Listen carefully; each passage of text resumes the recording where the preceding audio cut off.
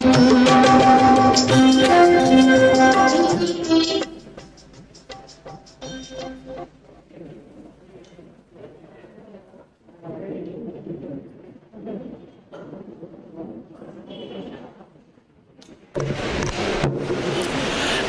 శాంతి.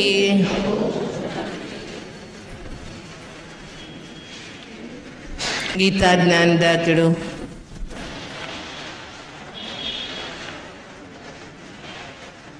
సర్వేశ్వరుడైన పరమాత్మని స్మృతి చేస్తూ శ్రీమద్ భగవద్గీత స్వయం పరమాత్ముడు ఈ ప్రపంచంలో అవతరించి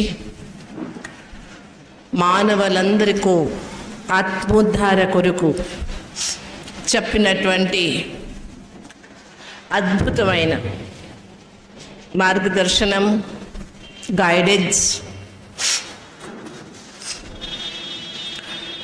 ప్రతి ఒక్కరికి భూతకాలంలో, వర్తకాలంలో, వర్తమాన కాలంలో, భవిష్యత్తులో అన్ని కాలానికి అందరికీ, పెద్దలు చిన్నలు అందరికీ అనుకూలకరమైన అద్భుతమైన మార్గదర్శనం అన్నమాట. వర్తమాన ప్రపంచంలో అందరికీ టెన్షన్ ఉంది, సమస్యలు ఉన్నాయి, గొడవలు ఉన్నాయి, డిలేమాస్ ఉన్నాయి. ప్రతిరోజు ప్రతి ఒక్కరి ఎదురుగా నా సమస్య ఇది, నా సమస్య అది అని చెప్పుకుంటూ ఉంటే మీ దగ్గరికి ఎవరు రారు. వీళ్ళ దగ్గరికి వెళ్తే ఉత్త సమస్యలనే చెప్తారని. అలాంటప్పుడు ప్రతి ఒక్కరి జీవితంలో వచ్చేటువంటి సమస్యలకు సమాధానం పొందాలా అంటే అన్ని సమస్యలకు సమాధానం ఆధ్యాత్మిక మార్గదర్శనం అనే పరమాత్ముడు చెప్తారు. ప్రపంచంలో ప్రతి ఒక్కరూ వర్తమాన జగత్లో పాజిటివ్గా ఉండండి, పాజిటివ్గా ఉండండి అన్ని దానికి సమస్యము సమాధానం, పాజిటివిటీ, సకారాత్మక చింతన అనేది చెప్తారన్నమాట. పాజిటివ్గా ఉండాలా అంటే ఏం చేయాలా అని చూస్తే దాని వెనకల ఇంకా 2-3 విషయాలు తప్పకుండా గుర్తుకు వస్తాయి. 4 P's అంటాం. లైఫ్లో ఎప్పుడు పాజిటివ్గా ఉండాలి. పాజిటివ్ అంటే ఎవరు ఏం చెప్పినా సరే, గీతా సారం ఏం చెప్తాము, జో హువా అచ్చా హువా, జో హో రహా హై అచ్చా హో రహా హై, జో హోనే వాలా హై అచ్చా హీ హోగా. అయ్యింది మంచిది, అవుతున్నది మంచిది, ఇంకా అయ్యేది కూడా మంచిదే. ఇది పాజిటివిటీ అన్నమాట. ఎన్నో ఎగ్జాంపుల్స్ ఇస్తాము. ఒక గ్లాస్లో నీళ్లు పెట్టినారు, సగం నీళ్ళు ఉంది. సగం నీళ్ళు ఉంది అంటే అది పాజిటివ్ అన్నమాట. సగం ఖాళీగా ఉంది అంటే అది నెగటివ్. 2 సరేనే, ఆన్సర్ 2 సరేనే. ఒక గ్లాస్లో హాఫ్ నీళ్ళు ఉంది, అర్ధ గ్లాస్ నిండుకొని ఉంది అంటే అది కూడా సరేనే. అర్ధ ఖాళీగా ఉండేది సరేనే. అయితే మన దృష్టికోణం ఎలా ఉండాలా అంటే అర్ధ గ్లాస్ నిండుకొని ఉంది. ఇది చాలా ఇంపార్టెంట్ అయిన చింతన అన్నమాట. అందుకే పాజిటివ్గా ఉండాలి అనేది అందరికీ తెలుసు. ఏదైనా సరే ఎప్పుడు పాజిటివ్గా చూడండి. పాజిటివ్గా ఉండాలా అంటే రెండోది సపోర్టివ్గా, ప్రాక్టికల్గా ఉండాలి. అనుకోండి, ఇప్పుడు నేను తెల్ల చీర కట్టుకున్నాను, మీకు అనిపిస్తుంది ఈ అక్కయ్య తెల్ల చీర కట్టుకోదానికంటే ఎర్ర చీర కట్టుకుంటే చాలా బాగుండేదని అనిపిస్తుంది. ప్రతి ఒక్కరి విచారం వేరు వేరు. అదేమి నెగటివ్ కాదు. నేను తెల్ల చీర కాదు ఎర్ర చీర కట్టుకోవాలా అని మీకు విచారం వస్తే అది నెగటివ్ కాదు, అయితే అది ప్రాక్టికల్ కూడా కాదు. అవునా? నా చీర ఏ చీర కట్టుకోవాలా అనేది నాకు సంబంధించింది తప్ప మీరు దాన్ని నిర్ధారించలేరు. అందువల్ల పాజిటివ్గా ఉన్నా అది ప్రాక్టికల్గా లేకపోతే ఇట్ ఆల్సో నెగటివ్ అన్నమాట. అర్థమైందా? పాజిటివ్గానే ఉంది, ఆ పాజిటివ్ ప్రాక్టికల్ లేని విచారాలు వస్తాయి కదా, ఇంప్రాక్టికల్ విచారాలు కూడా నెగిటివ్ అయిపోతాయి. అందుకే positive thoughts must be practical అంటాం. మూడోది, ప్రాక్టికల్గా ఉన్న అందులో పర్పస్ లేకపోతే, ఉద్దేశం లేకపోతే, అలాగే ఆలోచన చేస్తూ ఉంటే కూడా యూజ్లెస్ అన్నమాట, ప్రయోజనం లేదు. నాలుగోది, every positive thoughts must be peaceful అంటాడు.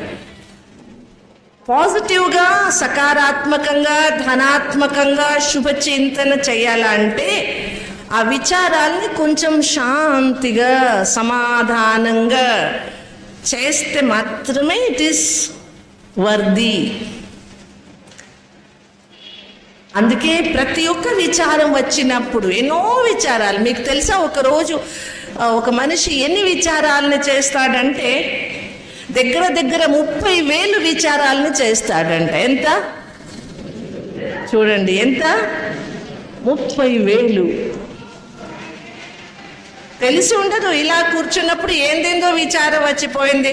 ఎన్నో లైట్స్ వేసినారు, ఎన్ని ఉండొచ్చు, 10 ఉందా, 15 ఉందా, 20 ఉందా, ఏమో విచారాలు, పనికిరాను, మాకేం సంబంధించింది కాదు, అయినా విచారాలు వస్తూనే ఉంటాయి. అందుకే థాట్స్ ఆర్ యువర్ ఎనర్జీ అంటారు. మీ విచారాలు మీ శక్తి అన్నమాట.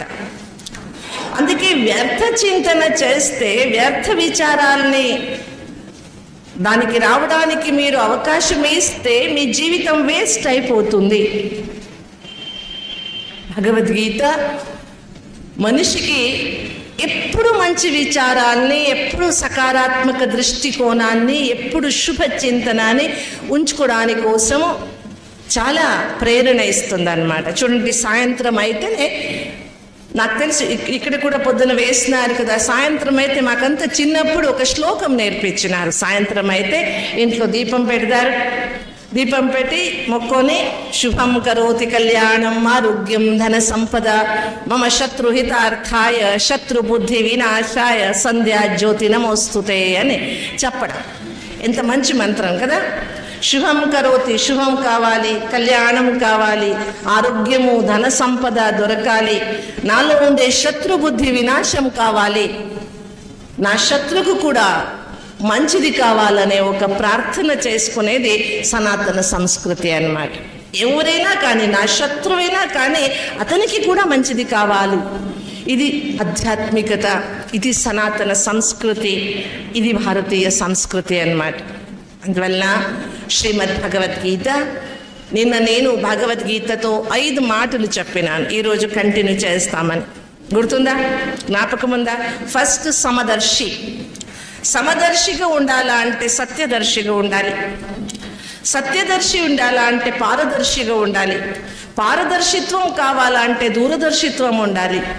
దూరదర్శిత్వం ఉండే ప్రియదర్శిత్వం కూడా ఉండాలి. 5. ఇది భగవద్గీత నుంచి తీసుకొని చాణక్య రాసినటువంటి అద్భుతమైన పిన్ పాయింట్స్ అన్నమాట. మాకందరికీ తెలుసు, జీవితం అంటేనే balance. Life is all about balancing. ఇప్పుడు ప్రతి ఒక్కరూ నిలబడతాం కదా, 2 కాళ్ళు ఉన్నాయి. ఇందులో బ్యాలెన్స్ ఉంటే మాత్రమే నిలబడడానికి అవుతుంది అన్నమాట. బ్యాలెన్స్ లేకపోతే కొంచెం ఏజ్ అయిన తర్వాత బ్యాలెన్స్ ఉండదు. అప్పుడు ఒక కట్టి పట్టుకుంటాం. ఈ 2 బ్యాలెన్స్ లేకపోయినప్పుడు ఏమవుతుంది? ఇంకొక కట్టి పట్టుకుంటాం కదా.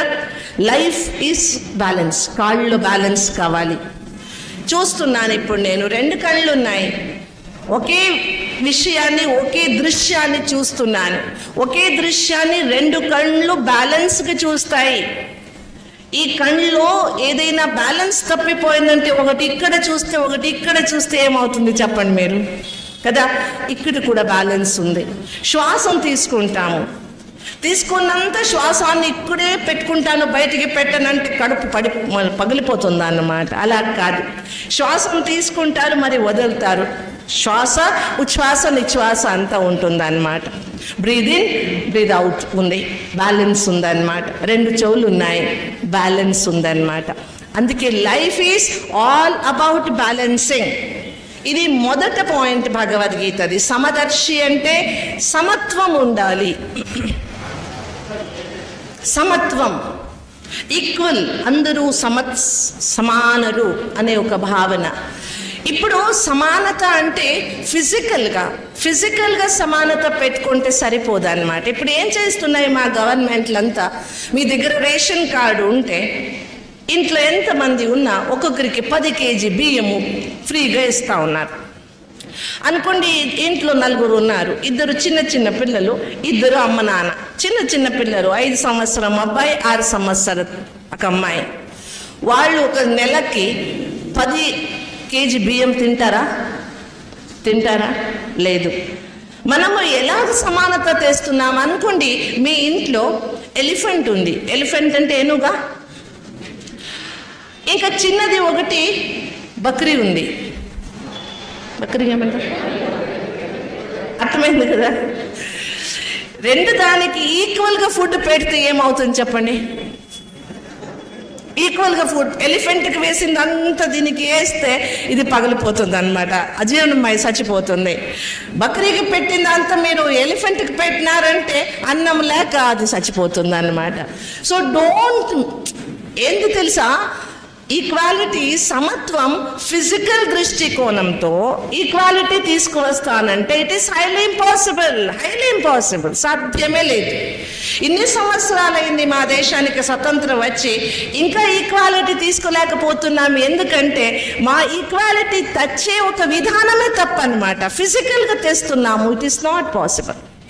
అందుకే సమదర్శిత్వం రావాలంటే, సమత్వం పొందాలంటే ముందు ప్రతి ఒక్క శరీరములో ఉండే చేతన ఆత్మ, ప్రతి ఒక్క శరీరములో ఒక చేతన ఉంది అని తెలుసుకొని వ్యక్తిని, శరీరాన్ని గౌరవించే కాదు, దాంట్లో ఉండే చేతనాన్ని చూస్తూ అప్పుడు మీరు సమత్వం తీసుకురావడానికి ప్రయత్నం చేస్తే చూడండి, ఈజీగా సమత్వం వచ్చేస్తుంది. ఇది ఫిలాసఫీ, ఇది భగవద్గీత, ఇది చాణక్య చెప్పేటువంటి అద్భుతమైన అర్థశాస్త్రం అన్నమాట.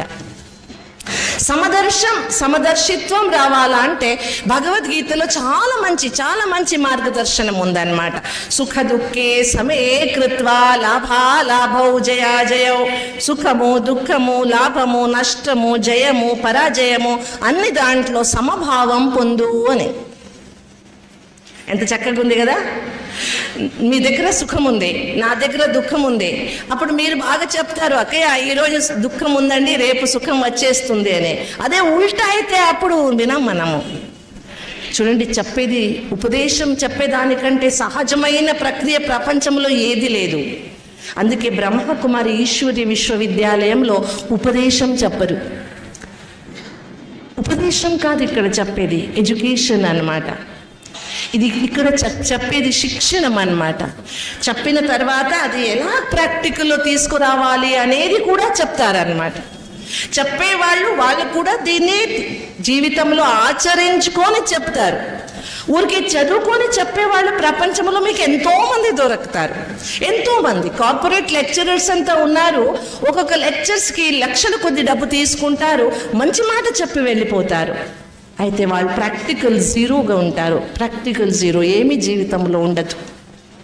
అయితే బ్రహ్మకుమారి ఈశ్వరి విశ్వవిద్యాలయంలో దగ్గర నుంచి చూసి ఈ సంస్థలో నా జీవితాన్ని ఎందుకు సమర్పణ చేసుకున్నా అంటే, ఇక్కడ ఏమి జ్ఞానం చెప్తారు, భగవద్గీత జ్ఞానము. తప్పకుండా 100% అందరూ చేస్తారనేది కాదు, ప్రతి ఒక్కరూ చేస్తున్నారు. All are practicing. వాళ్ళకి ఎంత చేత అవుతుందా అంత ప్రాక్టీస్ చేస్తున్నారు. అందువలన సమదర్శిత్వం రావాలంటే, సమత్వ భావాన్ని పొందాలంటే భగవద్గీత ఇంకో ఒక మార్గదర్శనం చెప్తుంది. విద్యా వినయ సంపన్నే బ్రాహ్మణే గవిహస్తిని శుని చైవ స్వపాకేచే పండితాః సమదర్శిని. ఎంత మంచి మాట. విద్య ఉందా మీ దగ్గర, వినయం కూడా ఉండాలి. ఉత్త విద్య ఉంటే అహంకారం వచ్చేస్తుంది. అందుకే విద్య జతకి ఏం కావాలి? పెద్దలు ఏం చెప్పినారు? విద్య వినయేన శోభతే. వినయం లేదంటే ఉత్త విద్య పెట్టుకొని ఏమీ ప్రయోజనం లేదు. ఇప్పుడు ఏమవుతా ఉంది చూడండి మీరు. ప్రపంచంలో అనాహుతం చేసేవాళ్ళు, బాంబ్ బ్లాస్ట్ చేసేవాళ్ళు అందరూ ఎడ్యుకేటెడ్ అన్నమాట. అందుకే చాలా మంచి మాట ఒక పెద్దలు చెప్పినారనమాట. All literates are not educated అని. All literates are not educated. అక్షర జ్ఞానం తెలుసుకున్న వాళ్ళు, పెద్ద పెద్ద డిగ్రీని తీసుకున్న వాళ్ళందరూ ఎడ్యుకేటెడ్ కాదు. వాళ్ళ జీవితంలో జీవన శిక్షణం అనేది లేదన్నమాట. జీవన శిక్షణం అనేది లేదు. అందుకే భగవద్గీత ఏమంటుందంటే, మీ దగ్గర విద్య ఉందా, వినయం కూడా కావాలి. బ్రాహ్మణ ఎంత గౌరవం ఇస్తారో శూద్ర కూడా అంతే గౌరవం ఇవ్వాలి. మనిషి కదా, ప్రతి ఒక్కరు మనుషులే. భగవద్గీత ఇంకొక మాట ఏం చెప్తుందంటే, చాతుర్వర్ణ మయా సృష్టం గుణ కర్మ విభాగశః అంటుంది. బ్రాహ్మణ క్షత్రియ వైశ్య శూద్ర 4 వర్ణాలు ఉన్నాయి. ఈ వర్ణాలు సృష్టించింది నేనే. ఎలా సృష్టించినాను అంటే గుణము మరియు కర్మం ఆధారంగా, పుట్టిన ఆధారంగా కాదు. బ్రాహ్మణ ఇంట్లో పుట్టినావు అందుకే బ్రాహ్మణ, అలా కాదు. ఎలా సృష్టించినానంటే నీలో ఉండేటువంటి గుణము, నువ్వు చేసేటువంటి కర్మం, దాని ఆధారంగా నువ్వు ఏ వర్ణం వాడు అనేది అర్థమైపోతుంది. చాలా ప్రాక్టికల్గా ఉందన్నమాట. చూసే దృష్టికోణం కావాలి, అర్థం చేసుకోవాలి భగవద్గీత. అందువలన చూడండి, మొదటిది ఏది సమదర్శిత్వం కదా, ఈక్వాలిటీ. సమదర్శిత్వం రావాలంటే రెండోది తప్పకుండా కావాలి, అది సత్యదర్శనం. ప్రపంచంలో పెద్ద సత్యం ఏదంటే, నేను ఆత్మను, నాకెప్పుడు మృత్యు లేదు అనేది. మొదట సత్యం ఏది?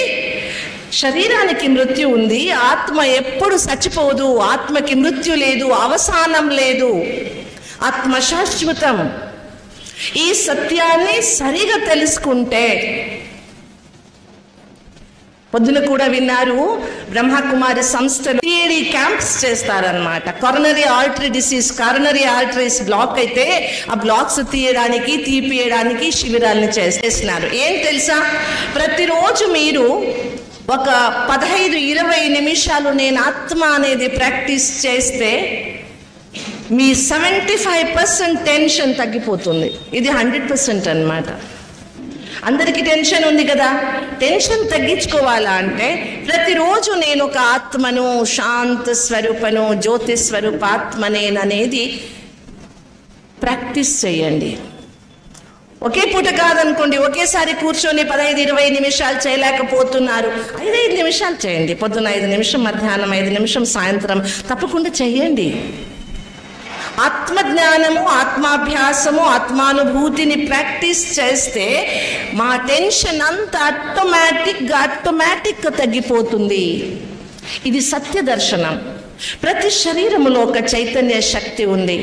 మీకు తెలుసు కదా, సామాన్యంగా అక్కలు ఏం చేస్తారు, తల్లిలు ఆ చిన్న పాప ఉంటుంది కదా, దాన్ని ఇలా వేసుకొని చిన్నగా ఉన్నప్పుడు కదా, అప్పుడు వాళ్ళ నాన్న ఏమేమో అలసిపోయింటాడు, వీళ్ళంతా ఆ పాపకు చెప్తూ ఉంటారు, నీ నాన్న ఇలా చెప్పినాడు చూడు, నీ నాన్న ఇలా చెప్పినాడు, ఎంత చేసినా పని లేక నాకు అరుస్తూ ఉంటాడు.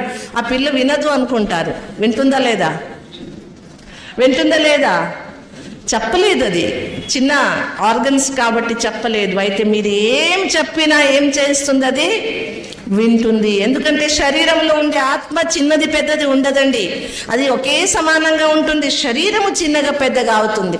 అందుకే చిన్నపిల్లలు ఎదురుగా మాట్లాడేటప్పుడు కొంచెం ఏం చేసి మాట్లాడండి, మీరు చెప్పిందంటే వినుకుంటారు, సంస్కారం అయి ఉంటుంది.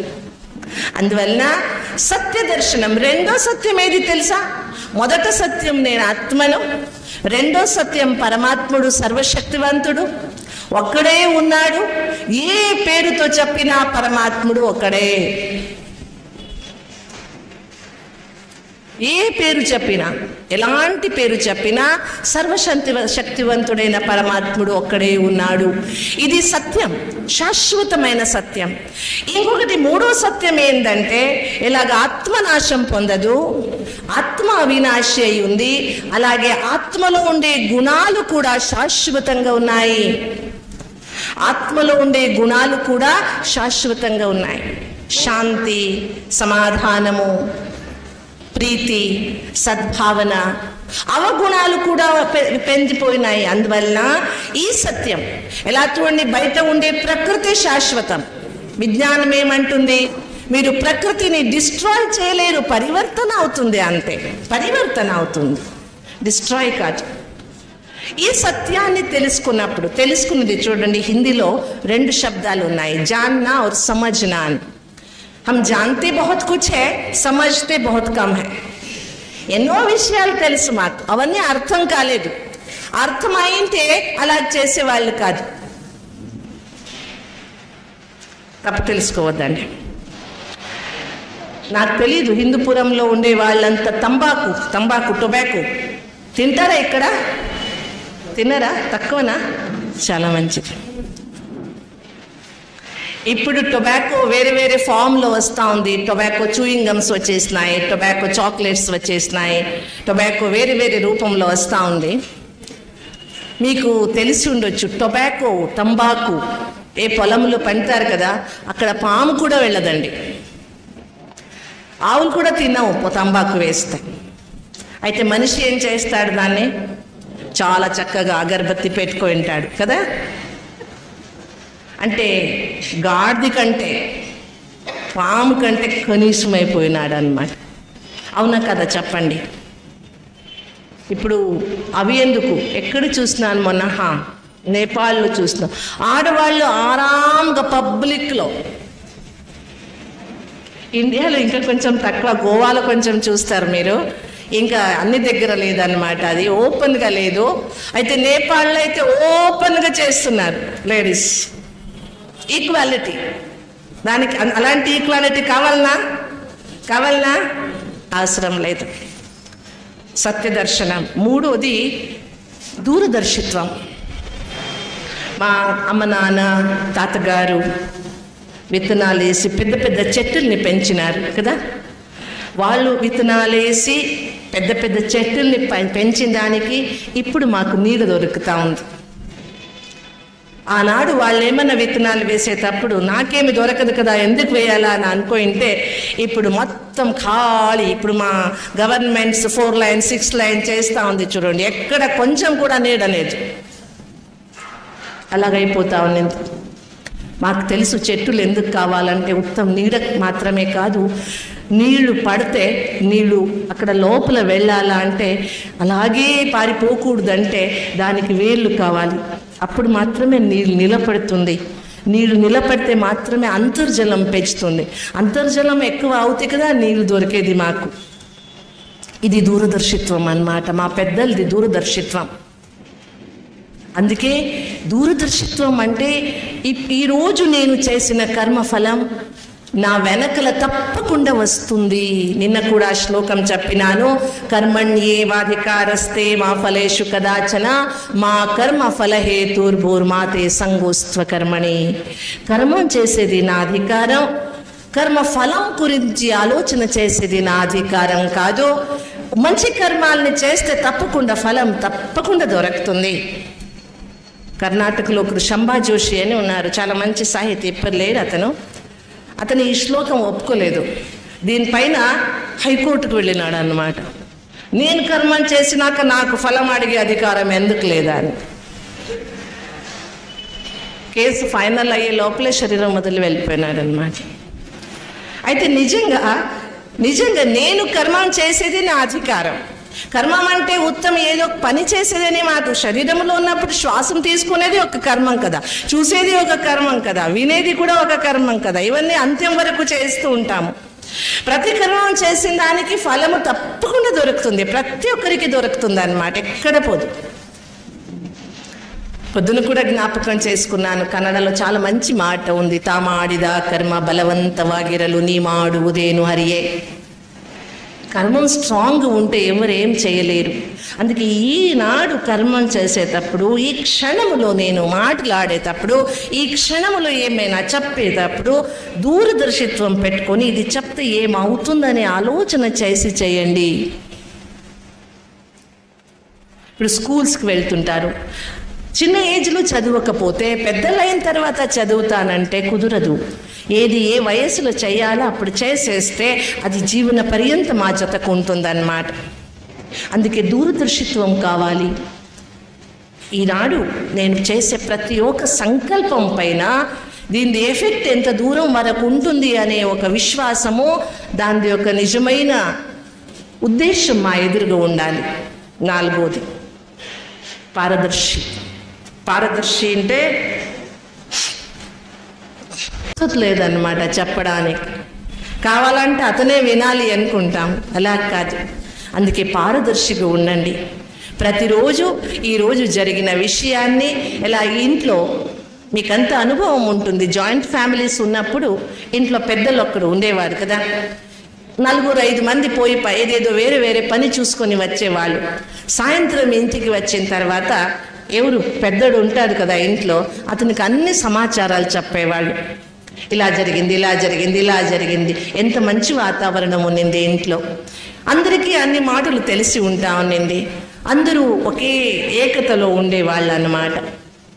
అలాగే ప్రపంచానికి మయా అధ్యక్షేణ సర్వశ అంటాడు భగవంతుడు. ఇది నా అధ్యక్షతలో ఈ ప్రపంచం అంతా నడుస్తూ ఉంది. నేను చైర్మన్ ఆఫ్ ద యూనివర్స్. ఎవరు చైర్మన్ ఆఫ్ ద యూనివర్స్? అంటే సమస్యలను దింపి పెట్టుకోవాలి. మనసా ఒక 2 minutes కూడా సమయం ఏం అవసరం ఉండదు. ఒక్క సెకండ్లో అన్ని చెప్పగలరు మీరు. అప్పుడు పారదర్శకత ఉంటుంది, లోపల ఏది ఉండదన్నమాట.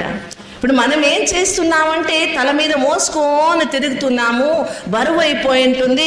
ఎదురుకి ఎవరు వచ్చిన వాళ్ళపైన అంతా మోసేస్తాం. మరి అదే జరిగేది కదా. మనసులో ఏదో దాచిపెట్టుకొని ఉంటాము, ఎదురుకి చెప్పలేకపోతాము. ఏమైనా అడిగితే మా కోపం వచ్చేస్తుంది. వాళ్ళు ఒకటి జరుగుతుందా లేదా? అలాగే జరుగుతుంది. ఒకసారి ముందు మనం అంతా మౌంట్ అబు వెళ్ళేమాను, ఇప్పుడు కూడా వెళ్తాము. ఇప్పుడు ఫెసిలిటీస్ ఎక్కువైనాయి. మన హుబ్లీ నుంచి మౌంట్ అబు వెళ్ళాలంటే 4 ట్రైన్లు తిప్పి వస్తూ ఉంది. దుర్వాసన వస్తూ ఉంది, నీళ్లు కింద పడతా ఉంది. మీకు తెలుసా, ఈ చేప అమ్మే వాళ్ళు ఉంటారు కదా, వాళ్ళ ఎదురుగా మీరేమైనా ముక్కు ఇలా మూసుకున్నారంటే వాళ్ళ కోపం వస్తుంది. ఆ చేప తీసి ఇలా అంటారు, మీరు చాలా కోపం వస్తుంది వాళ్ళు. మనం తింటాము, మీరు ముక్కు మూసుకుంటారా అని అంటారు వాళ్ళు. అలాగే నిలబడినాము, చాలా కష్టపడుతున్నాము, చెప్పలేకపోతున్నాం. అప్పుడు లోకల్ ట్రైన్లో డైలీ ట్రావెలింగ్ చేసేవాళ్ళు ఉంటారు కదా, అప్ అండ్ డౌన్ చేస్తారు, నౌకరీ చేసేవాళ్ళు. అలాంటి అక్కయ్యలంతా కొందరు ఉన్నారు. ఒక అక్కయ్య ఏం చెప్పిందంటే, మరాఠీలో అక్క అనడానికి తాయి అంటారు.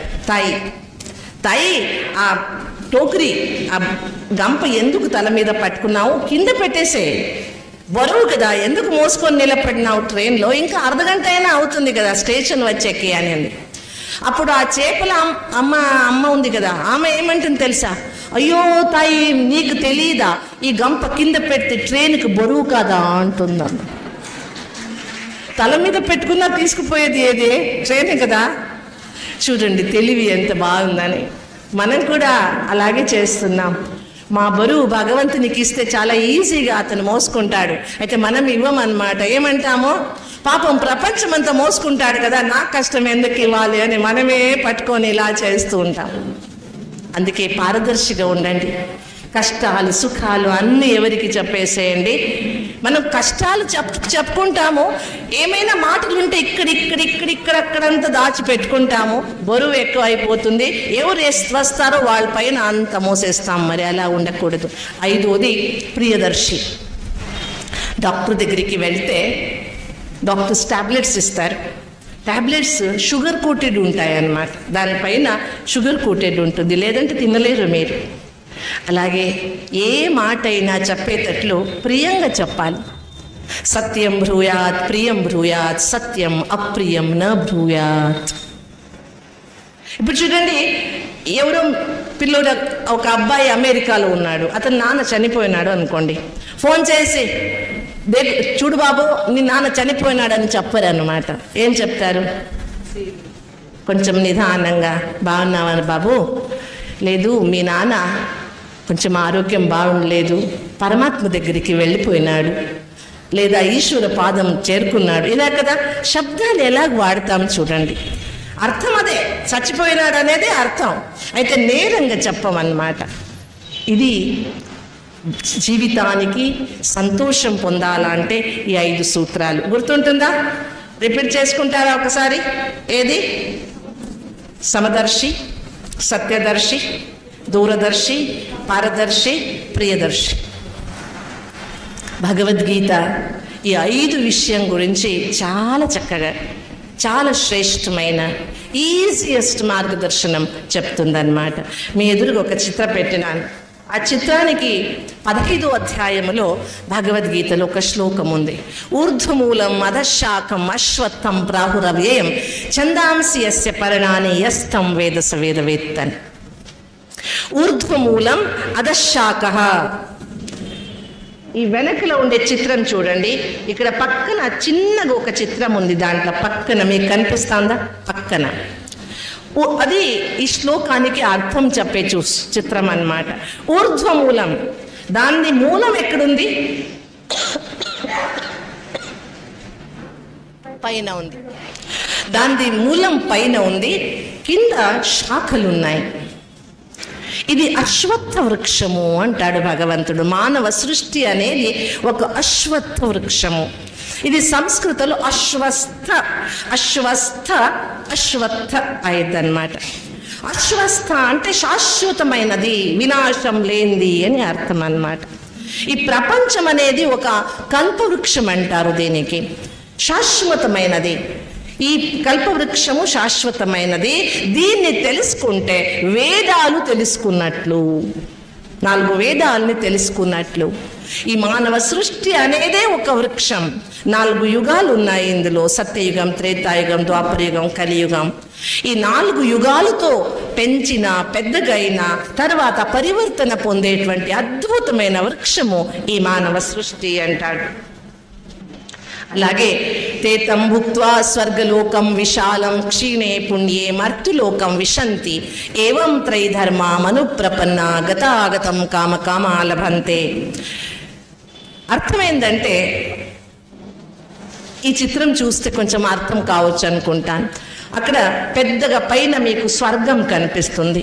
ఇది మెటికలు, సీడి అంటాము కదా, స్టెప్స్ అన్నమాట. పెద్ద స్వర్గం ఉన్నింది. తేతం భుక్త్వా స్వర్గలోకం. మనిషి శ్రేష్ఠ కర్మం చేసినప్పుడు భూమిలోనే స్వర్గం ఉన్నింది. ఆ స్వర్గలోకంలో చాలా సంతోషంగా ఉండేవాళ్ళు. క్షీణే పుణ్యే, పుణ్యము క్షీణించినప్పుడు, తక్కువ అయినప్పుడు మృత్యులోకానికి వస్తావు. ఏవం త్రైధర్మామను ప్రపన్న.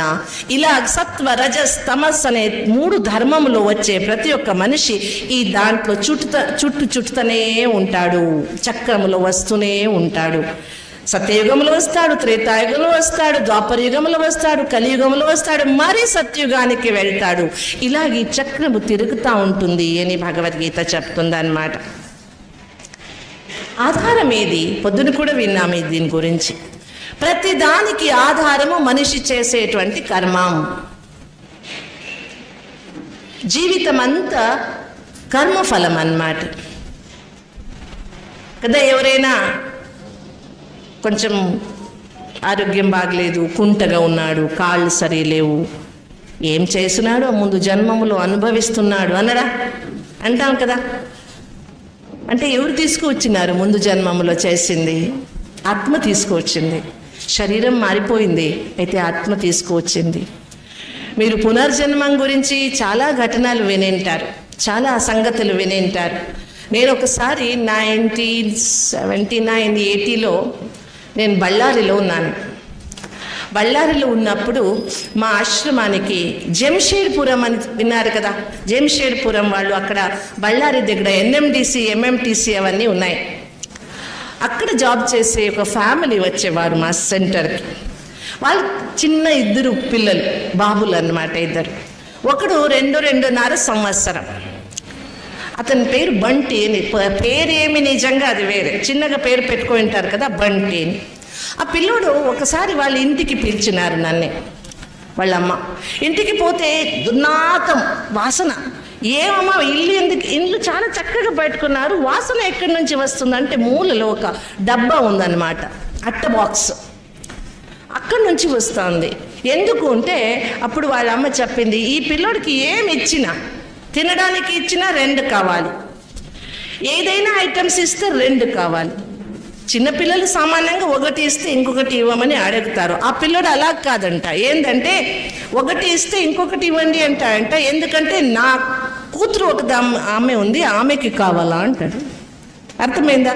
అతనే 2 సంవత్సరం చిన్న పిల్లోడు ఏమిచ్చినా నాకు ఇంకొకటి ఇవ్వండి, నా కూతురుకు కావాలి అంటే అనేవాడు. చాలా విచిత్రం అనిపించింది. అక్కయ్య కొంచెం చెప్పండి, ఇతనికి ఏం చెప్పినా ఏమి, మీరు చాక్లెట్ ఇచ్చిన 2 కావాలి, బిస్కెట్ ఇచ్చిన 2 కావాలి, దోశ ఇచ్చిన 2 కావాలి, రొట్టె ఇచ్చిన 2 కావాలి, ఒకటి తీసుకుపోయి అక్కడ డబ్బాలో వేసేది, నా పిల్లకి ఇస్తానని. విచిత్రమైన మనస్థితి. తర్వాత నేను ఆశ్రమానికి పిలుచుకుపోయినా, అక్కడ కూర్చున్నాడు. తర్వాత అప్పుడే మాటలు వచ్చేది, చిన్నగా మాటలు వచ్చేది. ఎక్కడుంది రా నీ కూతురు, నీ పిల్ల ఎక్కడుంది అంటే ఢిల్లీలో ఉంది అనేవాడు. ఏంటంటే నా పిల్ల పేరు జానకి అని అనేవాడు. నువ్వు ఇంత చిన్నగా ఉన్నావు, నీకు పిల్ల ఎక్కడ ఉందంటే అదే నాకు కూడా అర్థం కాదు అనేవాడు. మరి సరే, అప్పుడేమైంది, ఒక 6 months తర్వాత మనమంతా ఢిల్లీకి వెళ్ళినాము. ఒక కాన్ఫరెన్స్ ఉండింది మా సంస్థది, చాలా పెద్ద కాన్ఫరెన్స్. స్పెషల్ ట్రైన్లో ఢిల్లీకి వెళ్ళినాం. వాళ్ళు కూడా వచ్చినారు, వాళ్ళ అమ్మ నాన్న. జతగా పిల్లోడిని తీసుకుపోయినామన్నమాట. ఢిల్లీకి పోయినాము, పోయి దిగినాము. మాకంతా రెసిడెన్స్ ఇచ్చినారు. ఇచ్చిన తర్వాత సెట్ అయిన తర్వాత పోదాం, మీ ఇంటికి పోదామన్నా. వెళ్ళండి వస్తాను అంటాడు. వచ్చినాడు. వచ్చినాక అది న్యూఢిల్లీ ఏరియా, కొత్త ఏరియా అనమాట. అతను కన్ఫ్యూజ్ అయినాడు. నాకేం చెప్పినాడు తెలుసా? అక్కయ్య నాకు ధౌలా కువా తీసుకువెళ్ళండి, అక్కడి నుంచి నేను పిలుచుకుపోతాను అన్నాడు. ధౌలా కువా అంటే బెంగళూరులో మెజెస్టిక్ ఉన్నట్లు. బెంగళూరులో మెజెస్టిక్ తెలుసు కదా మీకు. మెజెస్టిక్ పోతే అన్ని దగ్గరికి పోయేకి బస్సెస్ అంతా దొరుకుతాయి. ఢిల్లీలో ధౌలా కువా అంటే అలాగే. ధౌలా కువా వెళ్తే ఎక్కడికి పోవాలో అక్కడ బస్సెస్ అంతా దొరుకుతాయి అన్నమాట. సరేలే, ధౌలా కువా తీసుకువెళ్ళినాము. ధౌలా కువా దిగినాము, బస్సు పరిగెత్తి వెళ్ళిపోయి చాందనీ చౌక్ బస్ ఎక్కి కూర్చున్నాడు. కరెక్ట్గా బస్ నంబర్ చూసుకొని చాందనీ చౌక్ పోయే బస్ ఎక్కి కూర్చొని పిలుస్తున్నాడు. రండి రండి రండి, మా ఇంటికి వెళ్తామన్నాడు. సరే, చాందనీ చౌక్ బస్లో ఎక్కినాం. అక్కడ పోయి దిగినాక సీదా పోలీస్ స్టేషన్కి తీసుకువెళ్ళినాడు మమ్మల్ని. Police station. ఇక్కడికి ఎందుకు వచ్చినాం రా అంటే, అతను అక్కడ పిఎస్ఐగా జాబ్ చేసేవాడంట. అతని పేరు బీరేంద్ర శర్మ. చక్కగా చెప్పేవాడు, నా పేరు బీరేంద్ర శర్మ, నేను పిఎస్ఐ, నాకు స్టార్స్ ఉండేది, నాకు 2 పెండ్లాము ఉన్నారు, 2 భార్యలు అంటాడు. ఏమ్రా పోలీస్ ఆఫీసర్గా 2 పెళ్లి చేసుకున్నావా అంటే, అవును, నాకు మొదట పెళ్లి చేసుకున్నాను కదా, పిల్లలు కాలేదు, అందుకే ఇంకొక పెళ్లి చేసుకున్నాడంట.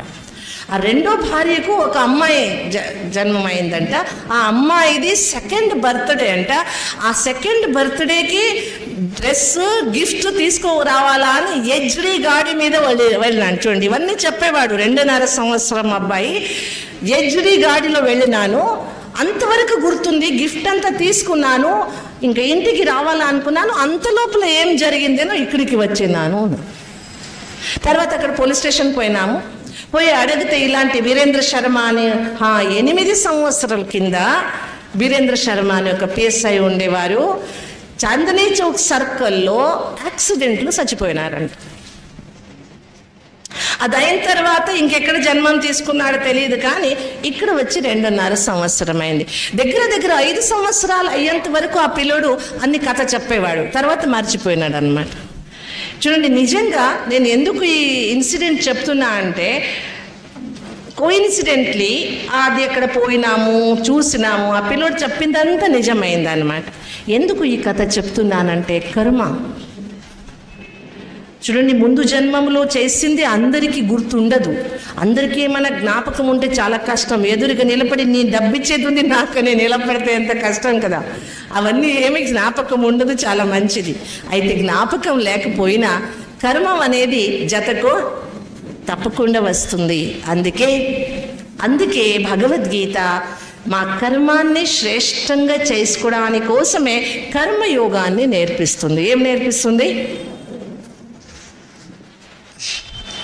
ఈ శ్లోకం కూడా మొన్న విన్నాము. నహి జ్ఞానేన సదృశం పవిత్రమిహ విద్యతే తత్స్వయం యోగ సంసిద్ధ కాలేనాత్మని విందతి. జ్ఞానం అనేది చాలా శ్రేష్టమైన సంపత్ అన్నమాట. పొద్దున కూడా విన్నాం వచనాలు, చాలా మంచి వచనం ఉంది. ಭೂಮಿ ನಿನ್ನದಲ್ಲ, ಹೇಮ ನಿನ್ನದಲ್ಲ, ಕಾಮಿನಿ ನಿನ್ನವಳಲ್ಲ, ಇದು ಜಗಕ್ಕಿಕ್ಕಿದ ವಿಧಿ, ನಿನ್ನೊಡವೆ ಜ್ಞಾನ ರತ್ನಗಳು. ಆ ದಿವ್ಯ ರತ್ನದ ಅಲಂಕಾರ ಮಾಡಿಕೊಂಡಡೆ ನಿನಗಿಂತ ಸಿರಿವಂತ ಬೆರಿಲ್ಲ ಗುಹೇಶ್ವರ. ఎంత మంచి వచనం అది, చాలా మంచి. నిజమైన అలంకారం ఏంటంటే జ్ఞానరత్నాలు. మీరు చాలా అలంకారం చేసుకొని పెద్ద పెద్ద హారాలు వేసుకుంటే దొంగలు తీసుకుపోతారు, జ్ఞానం ఎవరు తీసుకుపోరండి. జ్ఞానం ఎంత ఉంటుందో అంత మనం వంగుతామో, అంత శ్రేష్టంగా ఉంటాము, సుఖిగా ఉంటాము, సమాధానిగా ఉంటామన్నమాట. ఎలా భగవంతుని స్మృతి చేయాలి అంటే అనన్యాశ్చింతయంతో మాం ఏ జనాః పర్యుపాసతే తేషాం నిత్యాభియుక్తానాం యోగక్షేమం వహామ్యహం అంటుంది భగవద్గీత. ఈ శ్లోకంలో లాస్ట్ లైన్ ఎల్ఐసి వాళ్ళు తీసుకుని వేస్తున్నారు, యోగక్షేమం వహామ్యహం అని. తెలుసా? వాళ్ళు వేసుకుంటారు యోగక్షేమం వహామ్యహం. పుట్టు అంటే శరీరం ఉన్నప్పుడు, శరీరం వదిలిన తర్వాత మీ వెనకల మనం ఉంటాము వస్తుందా?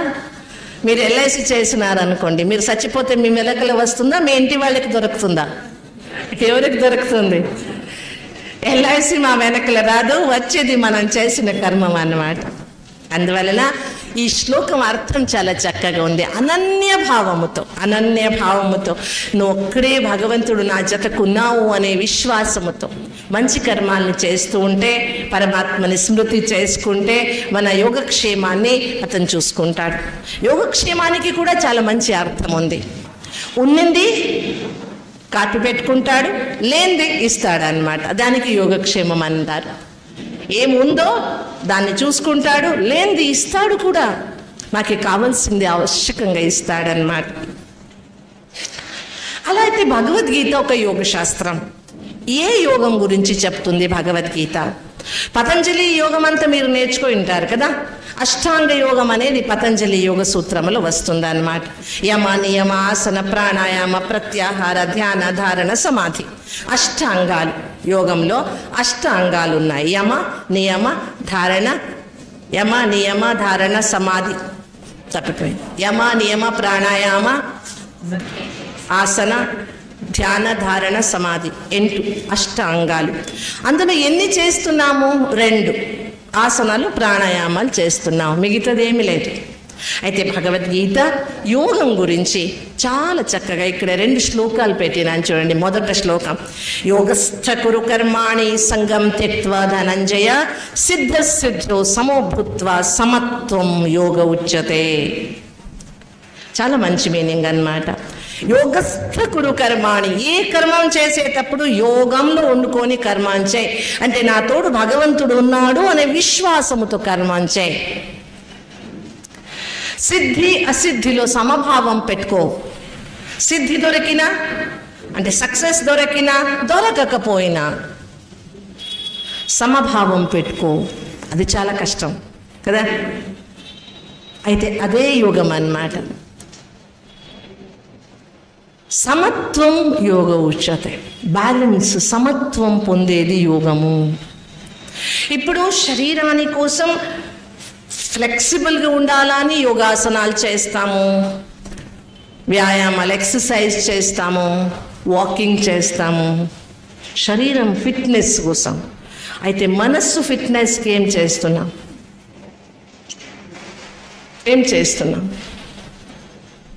మీరు చాలామందిని చూస్తున్నారు, జిమ్కి వెళ్ళే వాళ్ళు 30 years 32 yearsకి హార్ట్ అటాక్ వస్తుంది.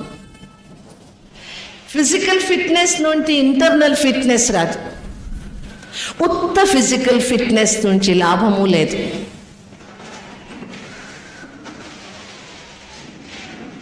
సంతోషంగా ఉండేది ఆరోగ్యమైన జీవితానికి మూల సూత్రం అన్నమాట.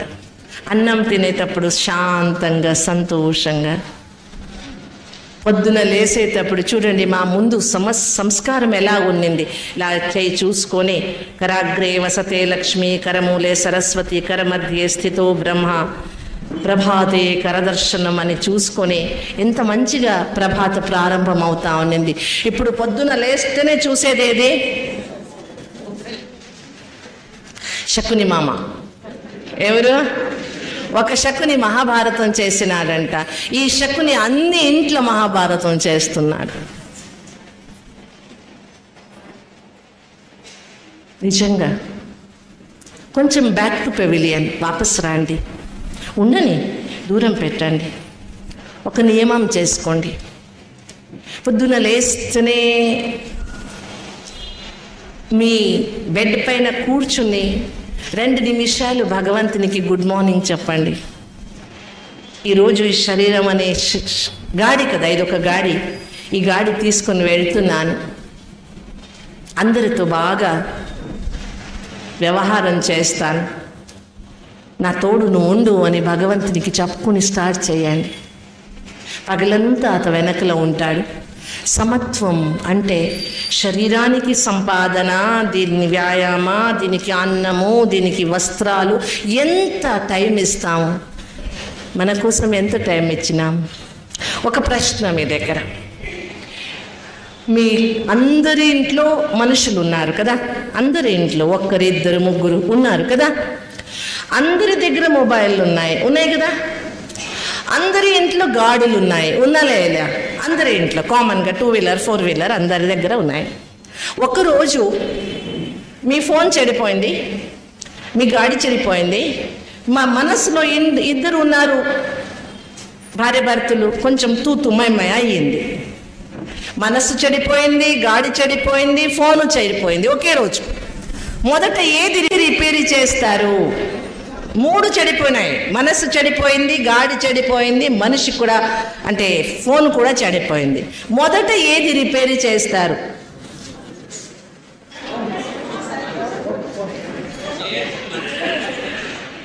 అందరూ ఫస్ట్ ఏది రిపేరీ చేపిస్తారనమాట? ఫోన్. తర్వాత గాడి. మనస్సు రిపేరీ ఎవరు చేపియరండి, అది అందరి ఇంట్లో ఉండేదే. ఎల్లరు మనే దోశ తూతే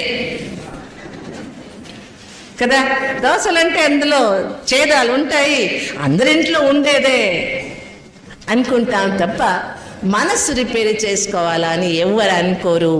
అందువలన సమస్యలు పెంచిపోతున్నాయి, ఎక్కువైపోతున్నాయి. నిజంగా ముందు ఏది రిపేరీ చేయాలి? నిజంగా ఏది చేయాలి? మనస్సు రిపేరీ చేసేది చాలా ఈజీ. ఇద్దరి మధ్యలో ఏదైనా సమస్య ఉంటే చక్కగా కూర్చొని 2 మాట్లాడితే సరిపోయిపోతుంది. అది అలాగే పెట్టుకుంటాం కదా, అలాగే పెట్టుకొని బరువు జాస్తి అయిపోతుంది. ముఖం చూడకున్నట్టు అయిపోతాము, ఎదురుకు వస్తే ఇలా తిరిగి వెళ్ళిపోతాం అన్నమాట. అలా కాకూడదు. అందుకే భగవద్గీత ఏమంటుందంటే సమత్వం.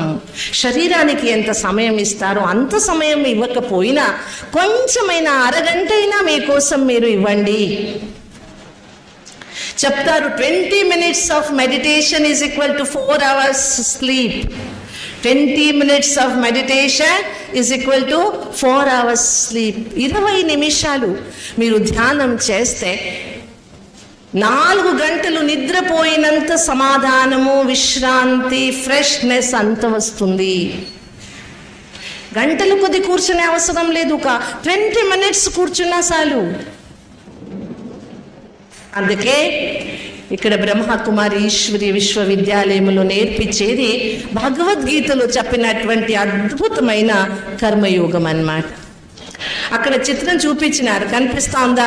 ప్రతి ఒక్కరి ఇల్లు ఎలాగుంది ఏం చూపించినారు. కొట్లాడుతున్నాము, మత భేదాలు, విచార భేదాలు ఎన్నో ఉన్నాయి.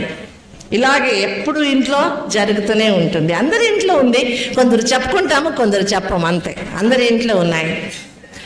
అయితే నిదానంగా భగవద్ స్మృతి, భగవద్ జ్ఞానం తెలుసుకుంటే ఇంట్లో ఉన్న, ఆఫీస్లో ఉన్న, పని చేస్తున్న పరమాత్మని స్మృతిలో పని చేసేది అలవాటు చేసుకుంటే ప్రతి ఇల్లు స్వర్గ మాదిరిగా మారిపోతుంది.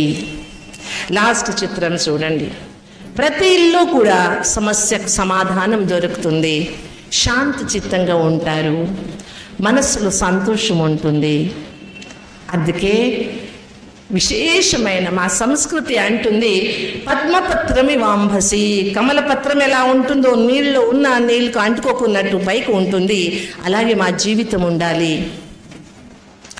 ప్రపంచంలో అందరూ ఉన్నారు, అందరి జతకే ఉంటాము, అయినా అంటుకోకున్నట్టు జీవితాన్ని పొందాలా అంటే కొంచెం డిటాచ్మెంట్ ప్రాక్టీస్ చేయాలి. కొంచెం ప్రతిరోజు.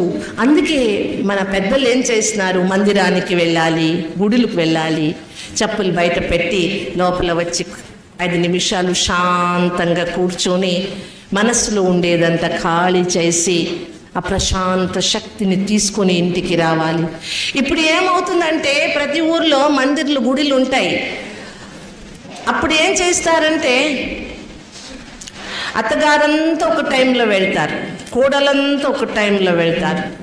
అప్పుడు పోయినప్పుడు అత్తగారంతా వెళ్ళినప్పుడు వాళ్ళ కోడలుది మంచి మాటలో చెడు మాటలో చెప్పుకుంటారు.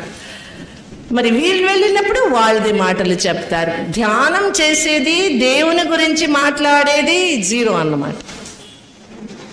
అవునా కదా? అబద్ధం చెప్తున్నానా? లేదు. అందుకే కొంచెం చూడండి, దేవుడు ఇంత సుందరమైన బ్రతుకు ఇచ్చినాడా లేదా? కష్టాలు అందరికీ ఉన్నాయి, ఎవరికి లేదు? కోట్యాధీశ్వరుడు కూడా సమస్యలు ఉన్నాయి, ఎవరికి లేదు? డబ్బు ఉన్న మాత్రానికి సమస్య లేదని అనుకోవద్దండి. వాళ్ళకి పెద్ద పెద్ద సమస్యలు ఉంటాయి, చిన్న వాళ్ళకి చిన్న చిన్న సమస్యలు ఉంటాయి. సమస్యలు అందరికీ ఉన్నాయి. 0 సమస్య ఎవరికి ఉంది చెప్పండి నాకు కొంచెం. 0 సమస్య ఎవరికి ఉంది? శవానికి. 0 సమస్య ఎవరికి? శవముకు మాత్రం ఏది తీస్తారా, మీరు అగ్గికి పెడతారా, మట్టిలో వేస్తారా, దానికి ఏమి సమస్య లేదు. ఉందా? బ్రతికి ఉన్నంత వరకు అందరికీ సమస్య ఉండేదే. అయితే దాన్ని ఎలా తీసుకుంటాము అనే పైన మా జీవితం ఉంది. మీరు రతన్ టాటా గురించి విన్నారు కదా? రతన్ టాటా మా దేశంలో ఉండే చాలా ప్రఖ్యాతమైన ఇండస్ట్రియలిస్ట్ కాదు, మంచి మనిషి కూడా. ఒకసారి ఏమైందంటే బెంగళూరుకి ముంబై నుంచి కొందరంతా మీటింగ్కి వస్తున్నారు. కార్పొరేట్ మీటింగ్ అన్నమాట, ఇన్వెస్టర్స్ మీటింగ్. అప్పుడు ఎప్పుడంటే మీకు తెలిసి ఉండొచ్చు, ముంబై తాజ్ హోటల్ పైన అటాక్ చేసినారు చూడండి. అది ఒక 2 months తర్వాత వస్తున్నారు వీళ్ళంతా. రిలయన్స్ వాళ్ళు, బిర్లా, వీళ్ళంతా పెద్ద పెద్ద వాళ్ళంతా ఒక 15-20 మంది బెంగళూరు మీటింగ్కి రావాలి. మీకు తెలుసు వాళ్ళకందరికీ వాళ్ళదే ఓన్ జెట్ విమాన్స్ ఉన్నాయి, జెట్ ఫ్లైట్స్. వాళ్ళు ఎవరు మామూలు ఫ్లైట్స్లో రారన్నమాట. అయితే అప్పుడే అటాక్ అయింది కాబట్టి తాజ్ పైన వాళ్ళకి ఏం చెప్పినారు, మీరు ఎవరు పర్సనల్ ఫ్లైట్స్లో పోవద్దండి, మనము గవర్నమెంట్ నుంచి ఫ్లైట్ అరేంజ్ చేస్తాము, అందరూ దాంట్లోనే వెళ్ళి మీటింగ్ చేసుకుని రండి అని వాళ్ళకు చెప్పినారనమాట. అందరూ ఎయిర్పోర్ట్కి వచ్చినారు, ఛత్రపతి శివాజీ ఎయిర్పోర్ట్ ముంబైలో. మీకు తెలుసు మా ఫ్లైట్స్ ఎలాగుంటాయి. వీళ్ళంతా 2 o'clock ఫ్లైట్, 1 o'clock 1:30 అంతా వచ్చేసినారు. వచ్చిన తర్వాత అనౌన్స్ అయింది, విషాదించుతాము, అరగంట లేట్ ఉంది. 2 o'clock 2:30 అయింది. మరి ఇంకొక అనౌన్స్మెంట్ 2:34 అయింది, 4:30, 5, 6 o'clock మీటింగ్ అన్నమాట. ఇక్కడ ఇన్వెస్టర్స్ మీటింగ్ బెంగళూరులో 6 o'clock. 5 o'clock అయినా వీళ్ళు ముంబైలోనే ఉన్నారు ఇంకా. అప్పుడు మిగతా వాళ్ళు, ఎస్పెషల్లీ కుమారమంగళం, బిర్లా, యంగ్స్టర్స్ కొందరు, వాళ్ళు ఏం కోపం వస్తూ ఉంది, పోయి అరుస్తున్నారు ఎయిర్పోర్ట్లో. Sorry sir, we can't do anything. అక్కడ వాళ్ళు ఏమంటారు మీకు తెలుసు, వాళ్ళకి ఏమి నేర్పించింటారో అవే చెప్పేది. మీరు ఎంత అరసినా అదే చెప్పేది వాళ్ళు. Sorry for the disturbance sir, but we are helpless sir అన్నారు వాళ్ళు. అందరి మధ్యలో ఈ మనిషి రతన్ టాటా ఒక దగ్గర కూర్చున్నాడు, శాంతంగా కూర్చున్నాడు. అందరూ అరుస్తున్నారు, పరిగెత్తున్నారు. ఇతను మాత్రం ఏమంటున్నాడు తెలుసా, my India is great, my India is great అనుకొని కూర్చున్నాడు. ప్రతిసారి అనౌన్స్మెంట్ అయినప్పుడు ఇతను ఒకసారి ఏమనుకుంటాడు, మై ఇండియా ఇస్ గ్రేట్ అంటాడు. అప్పుడు కుమారమంగళం బిర్లాకి చాలా కోపం వచ్చింది. అతను వచ్చి, మీరు my India is great, 2 o'clock వెళ్ళాల్సిన ఫ్లైట్ 5 o'clock అయినా ఇంకా వెళ్ళలేదు, ఇంకా మీరేమంటున్నారు my India is great, my India is great అంటున్నారు, ఎక్కడ గ్రేట్ మా ఇండియా అని అరిసినాడు కుమారమంగళం బిర్లా. అప్పుడు టాటా ఏమన్నాడు తెలుసా, మీరంతా అరిసినారు కదా, అక్కడి నుంచి ఇక్కడికి పరిగెత్తినారు, ఏమైనా అయిందా? కాలేదు కదా. మీరు ఎంత అరిసినా వాళ్ళు ఫ్లైట్ ఎప్పుడు వదలాలనో అప్పుడే వదిలేవాళ్ళు అన్నమాట. మీరు అరిసినారని అదేమీ ముందు వదలదు. ఊరికి ఎందుకు నా బీపీ ఎక్కించుకోవాలి నేను అరిసి అక్కడ పోయిన తర్వాత ఇన్వెస్టర్స్తో మాట్లాడాలంటే లోపల శాంతంగా ఉండాలి. అందుకే నా శాంతి నేను మెయింటైన్ చేస్తున్నాను అన్నాడు. This is life. అర్థమైందా మీకు? చాలా ఇంపార్టెంట్ అన్నమాట ఇది. ఎస్పెషల్లీ చూడండి, ట్రాఫిక్లో ఉంటారు మీరు, ఏం కోపం వస్తూ ఉంటుంది, ఏమైనా చేయగలరా మీరు? ఏం చేయలేరు. మాట్లాడుకుంటారు, అరుస్తుంటారు, ఏమీ ప్రయోజనం లేదన్నమాట. అలాంటి ఎప్పుడు మన లోపల శాంతిని సమాధానాన్ని ఉంచుకోవడం, దానికి ప్రాక్టీస్ కావాలన్నమాట. ఇంకొక డెఫినేషన్ భగవద్గీతలో యోగం గురించి, బుద్ధియుక్తో జహాతిహ ఉభే సుకృత దుష్కృతే తస్మాత్ యోగాయుజ్యస్వ యోగః కర్మసు కౌశలం. బుద్ధియుక్తో జహాతిహ ఉభే సుకృత దుష్కృతే. ఇక్కడే అంత వదిలిపెట్టేసేయండి. తస్మాత్ యోగాయ యుజ్యస్వ. ఏమి యోగం అంటే? యోగః కర్మసు కౌశలం. సుకర్మం చేసే కుశలత, అది యోగం. యోగం అంటే ఏది? కర్మం అంటే పని చేస్తాం కదా. వికర్మం అని ఉంది, అకర్మం అని ఉంది, సుకర్మం అని ఉంది. వికర్మం అంటే వికారాలు వచ్చి దాని జతకు కర్మాలను చేస్తే వికర్మం అంటాం. మాట్లాడేది అహంకారముతో మాట్లాడేది, ద్వేషముతో మాట్లాడేది, వ్యంగ్యంగా మాట్లాడేది, క్రోధంతో మాట్లాడేది వికారం అన్నమాట. మాట్లాడేది కర్మం.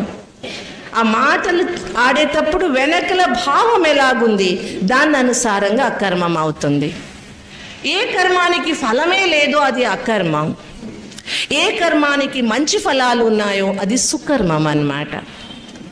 పరమాత్మని స్మృతిలో చేసే కర్మాన్ని సుకర్మం అంటారు. భగవద్గీత ఏమంటుందంటే యోగః కర్మసు కౌశలం. సుకర్మం చేసే యొక్క కుశలత, ఇది యోగము.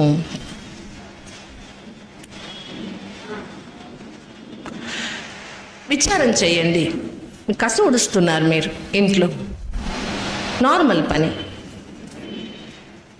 ఎన్నిసారి కసు తీసినా ఎక్కడి నుంచి వస్తుందేమో, మా కర్మం ఇది కూడా నేనే చేయాల్సి వచ్చింది, ఎవరు చేసేవాళ్ళు లేరు, నేనే చేయాలి. ఎంతసారి చేసినా అందరూ కసు వేస్తూ ఉంటారు, క్లీన్ చేసేవాళ్ళు మాత్రం ఎవరు లేరు అనుకొని మీరు కసు తీస్తూ ఉంటారు.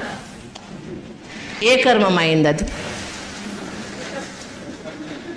కర్మమేమో అయింది, మీరు క్లీన్ చేసినారు.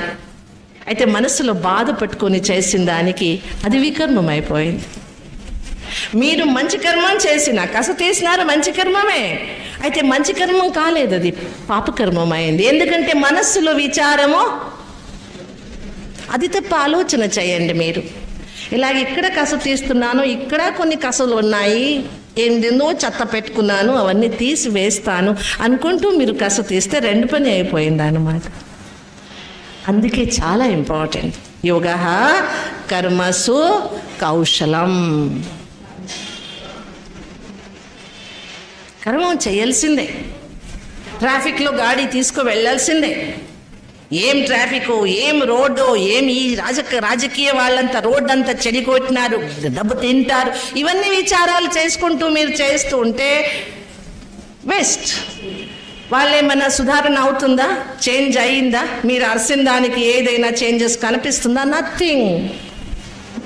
మా రక్తము పొంగింది, ఇంకా వేస్ట్ అయింది, సంకల్పాలు వేస్ట్ అయినాయి.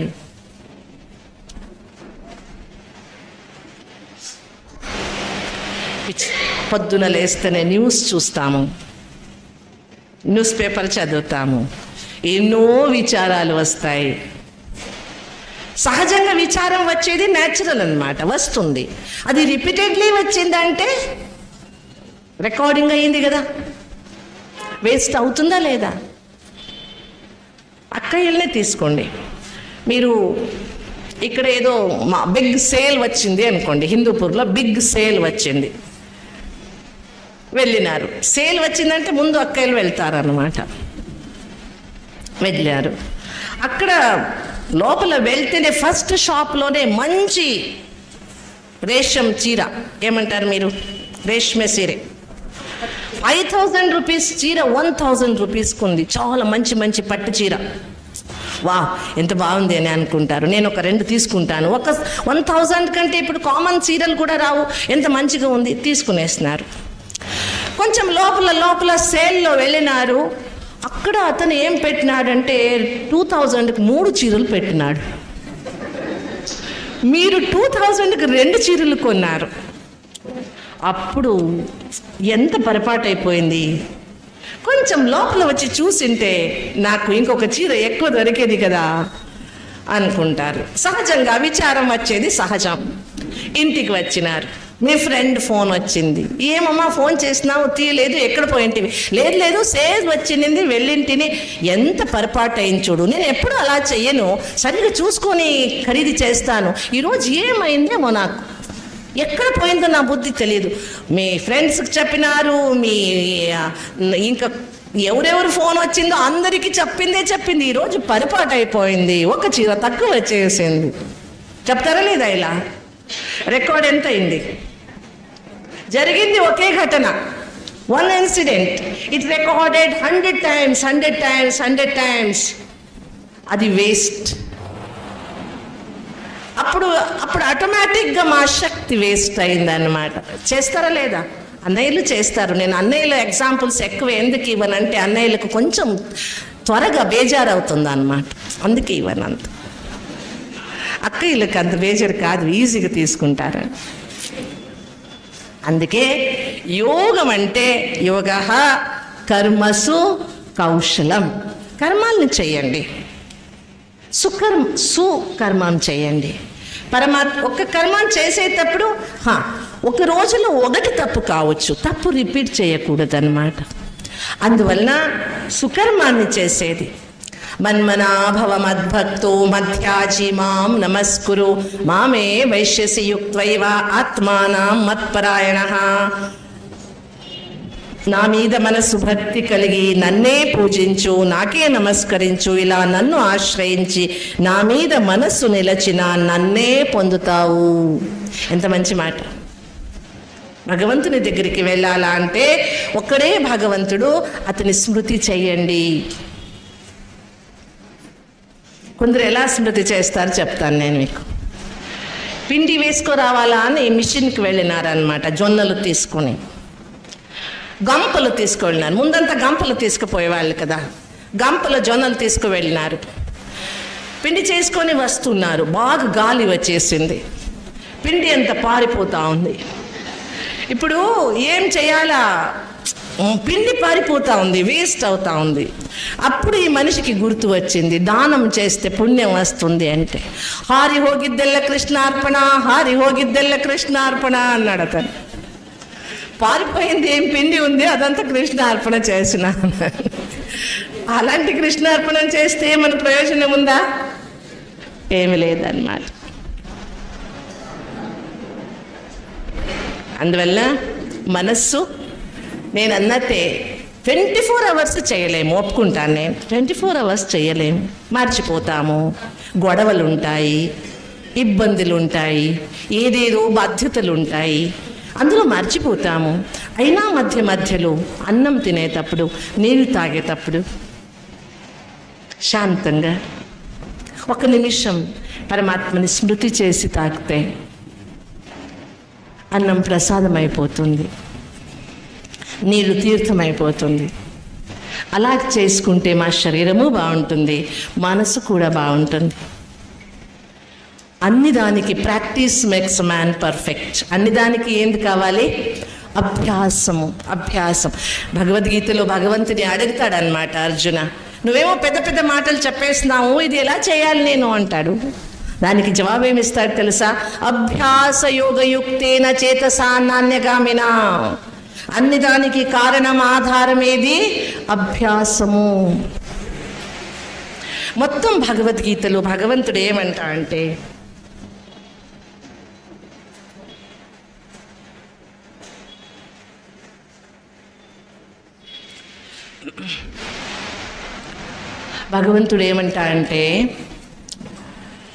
యం యం వాపి స్మరన్ భావం త్యజత్యంతే కలేవరం తం తమేవైతి కౌంతేయ సదా తద్భావ భావితః. ఎప్పుడెప్పుడు నీవు శరీరం వదిలిపోతావో నా స్మృతిలోనే ఉండు. కలేవరం శరీరం వదిలిపోయేటప్పుడు. అభ్యాసం లేక శరీరం వదిలేటప్పుడు భగవంతుని స్మృతి రాదండి. దానికి కూడా ఏం కావాలి? అభ్యాసం కావాలి. ఒకడే పరమాత్ముడు, సర్వశక్తివంతుడు, గీతాజ్ఞానదాతుడు. ఈశ్వర సర్వభూతానాం హృదేశేర్జున తిష్టతి భ్రామయన్ సర్వభూతాని యంత్రారూఢాని మాయయా తమేవ శరణం గచ్చ సర్వభావేన భారత తత్స్వయం సంసిద్ధ కాలేనాత్మని విందతి. ఎంత మంచి మాట అన్నమాట. ఒక్కడే పరమాత్ముడు, ఈశ్వరుడు, సర్వశక్తివంతుడు, సర్వజ్ఞుడు, అయోనిజ భోక్తుడైన పరమాత్ముడు. అతనికే శరణు పొందాలి. ఎన్నోసారి ఈశ్వర, పరమేశ్వర, సర్వలోక మహేశ్వర అనే శబ్దాలు వస్తాయి భగవద్గీతలో. ఇప్పుడు ప్రశ్న ఏమొస్తుందంటే, భగవద్గీతలో కృష్ణ భగవాను వాచ అని వచ్చింది. ఇప్పుడు వాస్తవికంగా మీరు ఏ పేరైనా చెప్పండి, ఉండేది భగవంతుడు ఒక్కడే. ఆ భగవంతుని నిజస్వరూపం ఏది అంటే జ్యోతిస్వరూపం. చక్కగా భగవద్గీతలో చెప్పేస్తున్నాడు. జ్యోతిషామపి తజ్జ్యోతి తమసః పరముచ్యతే. నా స్వరూపం జ్యోతిస్వరూపం. కవిం పురాణం అనుశాసితారం మనోరణీయాం సమనుస్మరేద్య చెప్పేసినాడు. పరం బ్రహ్మ పరం ధామ పవిత్రం పరమం భవాన్. ఇప్పుడు మనం ఏం చేసినాము? ఆకర్షణమూర్తిగా కృష్ణుని పెట్టుకున్నాం. కృష్ణ అనే శబ్దానికి అర్థము ఆకర్షణమూర్తి అని ఒకటైతే, కృషయతి కృష్ణ పాపనాశం చేసేవాడు అని అర్థం వస్తుందన్నమాట. అందరి పాపం నాశం చేసేవాడు పతిత పావన పరమేశ్వరుడు పరమాత్ముడు ఒక్కడే. ఏ పేరు చెప్పినా భగవాను వాచ అంటే భగవంతుడు ఒక్కడే ఉన్నాడు. అందుకే సర్వశక్తివంతుడైన పరమాత్మ ఏమంటున్నాడంటే, అలవాటు చేసుకోండి. ప్రతిరోజు పడుకునేటప్పుడు పరమాత్మకి చెప్పి పడుకోండి. పొద్దున లేచినప్పుడు పరమాత్మని స్మృతి చేసి దినం ప్రారంభం చేయండి. 3 సార్లు అన్నం, పొద్దున నాష్ట, మధ్యాహ్నం, రాత్రి భోజనం చేసేటప్పుడు పరమాత్మని స్మృతి చేయండి. అలవాటు చేసుకుంటే అది కూడా చాలా మంచి అలవాటు అన్నమాట. చేయగలమా లేదా? అవుతుందా లేదా? ఊరికి ఉన్నారు అందరూ.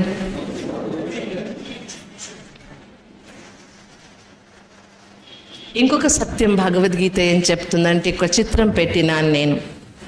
పాపం చేసిన వాళ్ళు ప్రాణి జన్మం తీసుకుంటారు అనేది సనాతన సంస్కృతి అంటారు. హిందూ సంస్కృతిలో కొన్ని అలాంటివి ఉన్నాయి. నిజంగా పాపమన చెయ్యండి, పుణ్యమన చెయ్యండి, మీరు తీసుకునేది మనుష్య జన్మమే.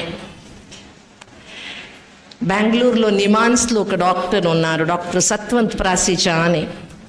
ఆమె దగ్గర 3000 కేసు స్టడీస్ చేసినారు పునర్జన్మం గురించి. కేసు స్టడీస్ అంటే ఎలా ఉంటుందంటే, నేను చెప్పినాను అనుకోండి, ముందు జన్మంలో నేను ఇక్కడ పుట్టినాను, అక్కడ పోయి అడుగుతారు అవునా కాదా అని, దాన్ని కన్ఫర్మ్ చేసుకుంటారనమాట. అలాంటి 3000 కేసు స్టడీస్ చేసింది ఆమె.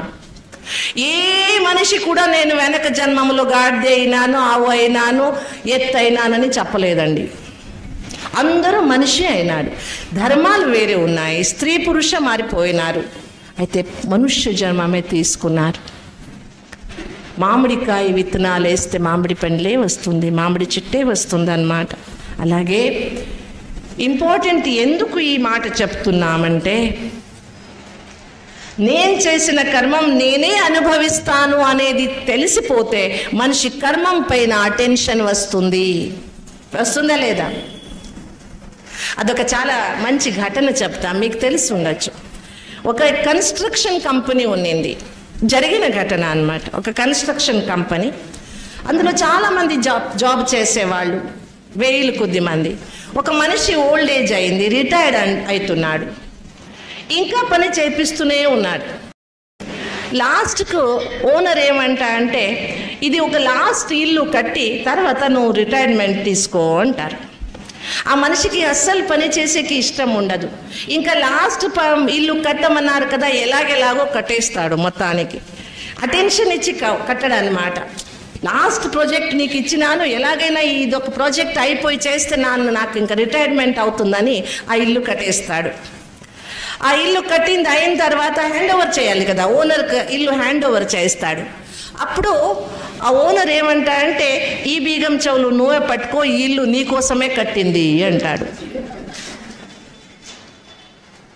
అప్పుడు ఇతనికి చాలా బాధ అవుతుంది. ముందే తెలిసింటే ఈ ఇల్లు నా కోసమే అని చాలా బాగా కట్టేరాడు, నేను లాస్ట్ ప్రాజెక్ట్ కదా ఎలాగైనా కట్టేస్తానని ఎలాగో కట్టేసినాను వచ్చినట్టు, నాకు ముందు తెలిసింటే నా కోసమే ఈ ఇల్లు కట్టిస్తున్నారంటే నేను చాలా బాగా కట్టేవాడు అనుకుంటాడు. మన జీవితంలో కూడా నేను చేసింది మా వెనకనే వస్తుంది. అందుకే ఎలాగెలాగో చేయొద్దండి, ఎందుకంటే వచ్చేది ఏది చేస్తామో అదే వస్తుంది. తస్మాత్ సర్వేషు కాలేషు మామనుస్మర విద్య చ మయ్యర్పిత మనోబుద్ధి మయ్యా వేశ్యస్య సంశయం అంటాడు. తస్మాత్ సర్వేషు కాలేషు మామనుస్మర, తస్మాత్ అందుకోసం సర్వేషు కాలేషు ఎప్పుడు కూడా నన్నే స్మరణ చెయ్యు. ఎందుకంటే నేను చేసింది నా వెనకలనే వస్తుంది తప్ప వేరే వాళ్ళ వెనకల రాదు పోదు.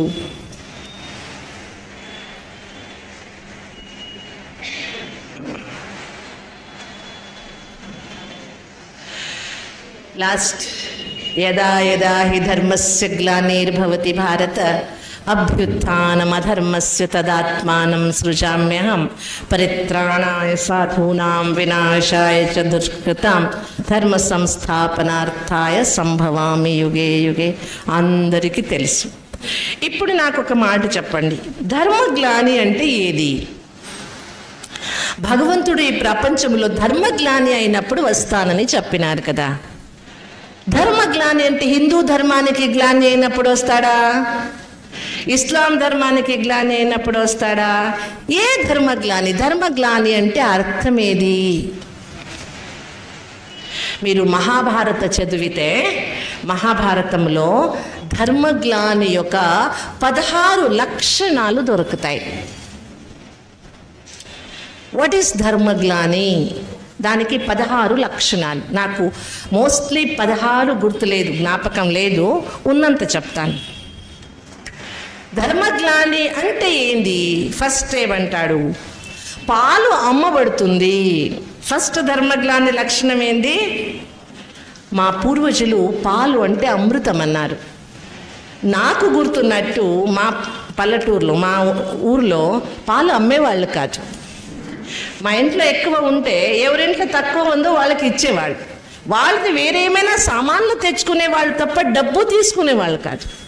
అర్థమైందా? పాలు అమ్మకూడదనేది మా సనాతన సంస్కృతిలో ఒక నియమం అన్నమాట. అది అమృతము అని. ఇప్పుడు ప్రపంచంలో చాలా పెద్ద బిజినెస్ ఏది? మిల్క్ బిజినెస్ కదా. అది ఒరిజినల్ పాలు దొరుకుతుందా లేదా అది కష్టమే. కెమికల్ మిల్క్ చాలా ఎక్కువ అయిపోయింది అన్నమాట. కండెన్స్డ్ మిల్క్, కెమికల్ మిల్క్ ఒక నెల ఒక వర్షం పెట్టినా చెడిపోదు. అది అద్భుతం కదా. అలాంటి పాలు దొరుకుతూ ఉంది. ఫస్ట్ ధర్మగ్లాని పాలు అమ్ముతారు. రెండోది కేశ శృంగారం అవుతుంది. కేశ శృంగారం దానికి తిరుపతి చాలా పెద్ద ఎగ్జాంపుల్ అన్నమాట. పెద్ద బిజినెస్ అక్కడ ఏది? ఎంటికల బిజినెస్. అంత కేసులు అమ్ముతున్నారంటే తీసుకునే వాళ్ళు కూడా ఉన్నారని అర్థం కదా. నేను అన్నాను కదా, ఒకసారి నేను బస్సులో ఎక్కి కూర్చున్నాను, వెనకల చూసి పడిపోయినాను. ఆడపిల్ల అని పోయి కూర్చుంటే కొంతసేపు ముందు పోయిన తర్వాత పక్కన కూర్చున్న అమ్మాయి కాదు మనిషి అగరబత్తి పెట్టినాడు. చూస్తే అబ్బాయి అన్నమాట. ఇంత పొడవుగా పోనీటైల్ వేసుకున్నాడు. చూస్తారు మీరు. ఇప్పుడు అక్కయ్యలు కట్ చేసుకుంటున్నారు, అన్నయ్యలు పెంచుకుంటున్నారు. ఇప్పుడు చూస్తున్నారు మీరు. ఏమి తప్పు తెలుసుకోవద్దండి, ఉండింది ఉందంగా చెప్తున్నాను నేను, బాధపడద్దండి. కేశ శృంగారం రెండోది. మూడోది ఆవులు చెత్త తింటాయి. గో విష్టా కాయగి మీకు తెలుసు అనుకుంటాను. ఎవరైనా చిన్న ఊరు నుంచి వచ్చిన వాళ్ళు ఉంటే, మా ఊర్లో అంతా మనం తినింది మిగులుతుంది కదా, చిన్న పిల్లలు తినింది మిగిలితే కూడా ఆవులకు గోవులకు పెట్టరన్నమాట. గోవు అంటే మాత పూజ్యమైనది, దానికి పెట్టకూడదని. ఇప్పుడు ఏమేమో తింటున్నాయి ఆవులు, చూస్తున్నారు కదా. ఇది ఒక ధర్మగ్లాని లక్షణం అన్నమాట. ఆకాశము నుండి అగ్నివృష్టి అవుతుంది, బాంబింగ్ వేస్తున్నారు, అగ్నివృష్టి ఆకాశము నుండి. చాతుర్వర్ణం తమ ధర్మాల్ని వదిలిపెడతారు. చూస్తున్నారు మీరు. ఇప్పుడు మా దగ్గర ఒకడు కోర్సుకు వచ్చేవాడు, రాజయోగం నేర్చుకునేకి, బార్లో పని చేసేవాడు అనమాట. ఆ అబ్బాయి నాకు చెప్పేవాడు, అక్కయ్య సాయంత్రం మా బార్కు వచ్చి చూడండి, ఎక్కువ అంటే బ్రాహ్మణులే ఎక్కువ వస్తారు సాయంత్రం. దేనికోసము? సత్యం ఇది. అంటే ఏ ధర్మాన్ని వాళ్ళ గురించి చెప్పాలా అని చెప్పేది కాదు. మంచి ధర్మం, మంచి స్థితిలో పుట్టిన ఈ జన్మములో మంచి జాతిలో పుట్టి కూడా చెడ్డ పని చేస్తున్నారంటే ఏం చెప్పాలి చెప్పండి కదా. ఇది ధర్మగ్లాని అన్నమాట. ఇవన్నీ విన్నప్పుడు నాకేమి అంత బాధపడలేదు, నేను న్యాచురల్గా జరుగుతూ ఉంది.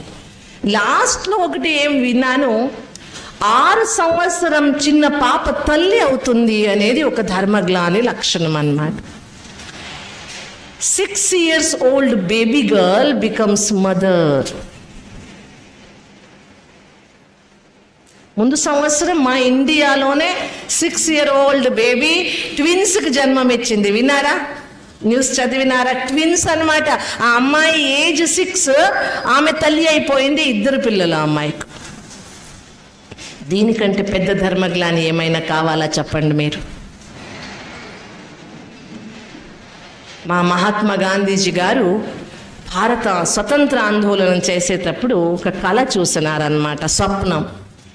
మా స్వతంత్ర భారతలో రాత్రి 12 గంటలకు పెద్ద పెద్ద మహానగరములో రాజవీధిలో ఆడవాళ్ళు ఏ భయము లేకున్నట్టు ఒక్కొక్కరే తిరిగేటువంటి రామరాజ్యం చేస్తాను నేను అని కదా.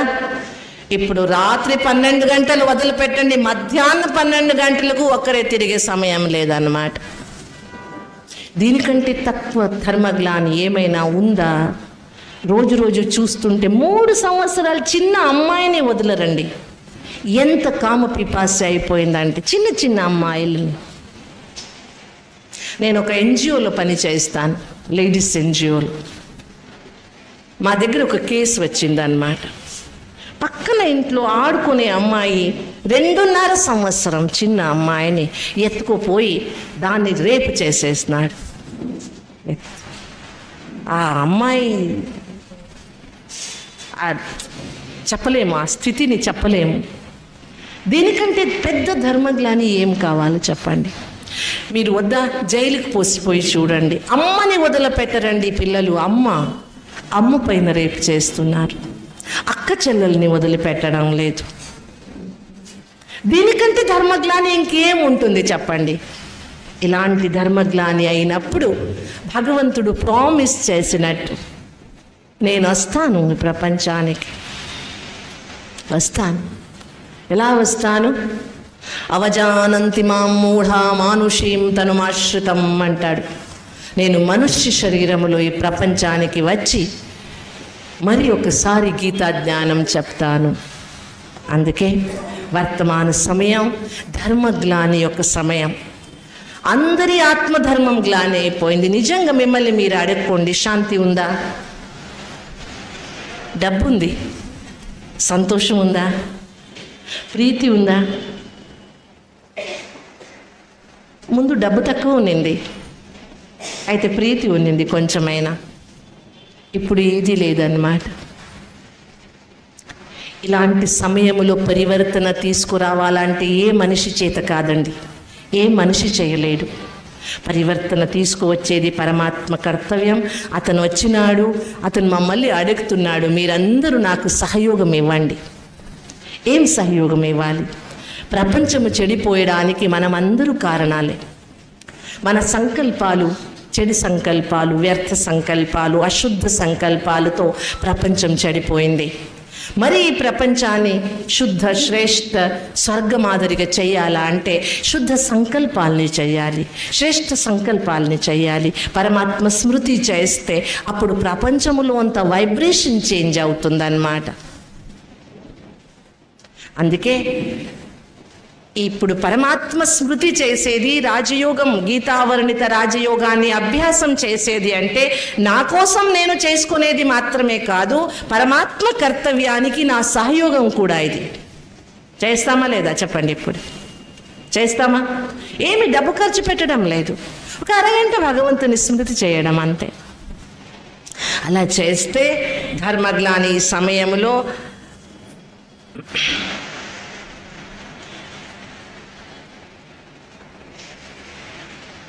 మరి సత్యధర్మ స్థాపన చేసే పరమాత్మని కర్తవ్యములో సహయోగి అవ్వడానికి సాధ్యమవుతుంది. అందుకే ప్రజాపిత బ్రహ్మకుమారి ఈశ్వరీయ విశ్వవిద్యాలయంలో నేనేం ముందు ఫస్ట్ డే నుంచి చెప్తున్నాను, నేను భగవద్గీత ముందు నుంచి చాలా బాగా తెలుసు, నాకు పూర్వజన్మ పుణ్యం అనుకుంటాను. చిన్నప్పటి నుంచి భగవద్గీత వినే దాని గురించి చింతన చేసే అవకాశం దొరికింది నాకు. అయితే నిజమైన భగవద్గీత అర్థమైంది, సత్య స్వరూపములు అర్థమైంది బ్రహ్మకుమారి సంస్థలు వచ్చిన తర్వాత. ఎందుకంటే ఇక్కడ ప్రాక్టికల్గా భగవద్గీత, యహా భగవద్గీతకు జీతే హే, ఏం చేస్తారు? జీవితములు తీసుకువస్తారు. మా పెద్దల్ని, మా దాదీల్ని అందరినీ నేను చూసినాను. They are moving Bhagavad Gita. ప్రాక్టికల్లో వాళ్ళ జీవితంలో భగవద్గీత చూసినాను.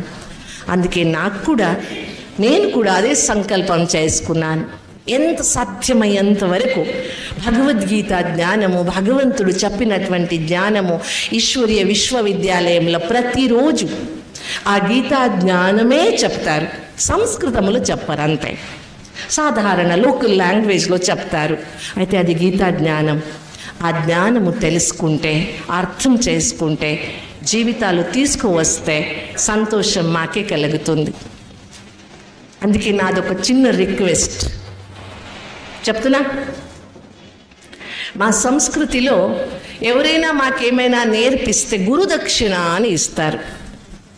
ఇస్తారు కదా? ఇస్తారా? భయపడద్దండి. నేను గురు కాదు, సద్గురు పరమాత్ముడు.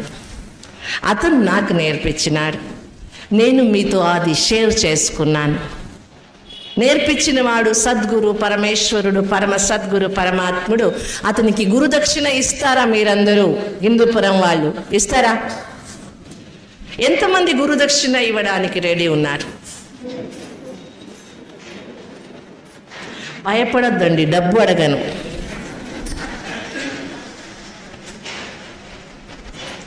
నాదొక చిన్న రిక్వెస్ట్ ఏంటంటే, 3 రోజులు భగవద్గీత విన్నారు, ఇంకొక 3 రోజులు మీరు అర్ధగంట వస్తే, 1 గంట వస్తే బ్రహ్మకుమారి సంస్థలో భగవద్గీతలో వర్ణించిన రాజయోగాన్ని నేర్పిస్తారు. ఒక్కసారి నేర్చుకోండి, తర్వాత చెయ్యాలా వద్దా అది మీకు పట్టిందన్నమాట. అందుకే 3 రోజులు 1 గంట సమయం ఇస్తే మీరు గురుదక్షిణ ఇచ్చినట్టు. ఇస్తారా? ఇప్పుడు చెప్పండి నాకు, ఎవరెవరు ఇస్తారు? ఎందుకు చేయి నొప్పి వచ్చిందా? ఎత్తండి ఎత్తండి. చాలా సంతోషం. మన సంస్కృతిలో గురుదక్షిణ ఇవ్వకపోతే ఆ విద్య అర్థం అంటారు, సంపూర్ణం కాలేదు. గురుదక్షిణ ఇచ్చినప్పుడే తీసుకున్న విద్య పరిపూర్ణమైంది అనుకుంటారన్నమాట. అందుకే ఈ 3 రోజులు స్వయం పరమాత్ముడు చెప్పిన అద్భుతమైన గీతా జ్ఞానము కౌన్సిలింగ్ రూపంలో విన్నాను. ఫస్ట్ స్టెప్ నన్ను నేను తెలుసుకోవడం, సెకండ్ స్టెప్ అతను ఎవరని తెలుసుకోవడం, థర్డ్ స్టెప్ అతని జతకు నా సంబంధాన్ని పెట్టుకోవడం. భగవద్గీతలో భగవంతుడు ఏమి సంబంధం చెప్తాడనమాట. పితాహమస్య జగతో మాతా దాత పితామహ వేద్యం పవిత్రమోంకార రుక్సామయజురేవచ.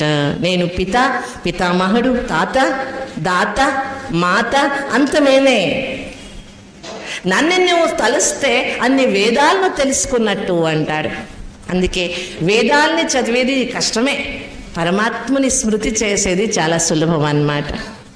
అందుకే ప్రతిరోజు 24 గంటల్లో 1 గంటలో 1 నిమిషం తీసి 24 నిమిషాలు లేదా 1 అర్ధ గంట భగవంతుని స్మృతి చేస్తే మా జీవితం సార్థకమైపోతుంది. అందుకే అన్ని దానికి ఆధారం మన సంకల్పాలు. నేను చేస్తాననుకుంటే చేస్తాను కదా, చెయ్యాలనుకుంటే చేయగలను. నేను if I think I will then I will. నేను చేస్తానంటే చేస్తాను. అందుకే సంకల్పం చేయండి. శ్రేష్ఠ సంకల్పాలతో శ్రేష్ఠ ఫలం కూడా దొరుకుతుంది. ఓం శాంతి.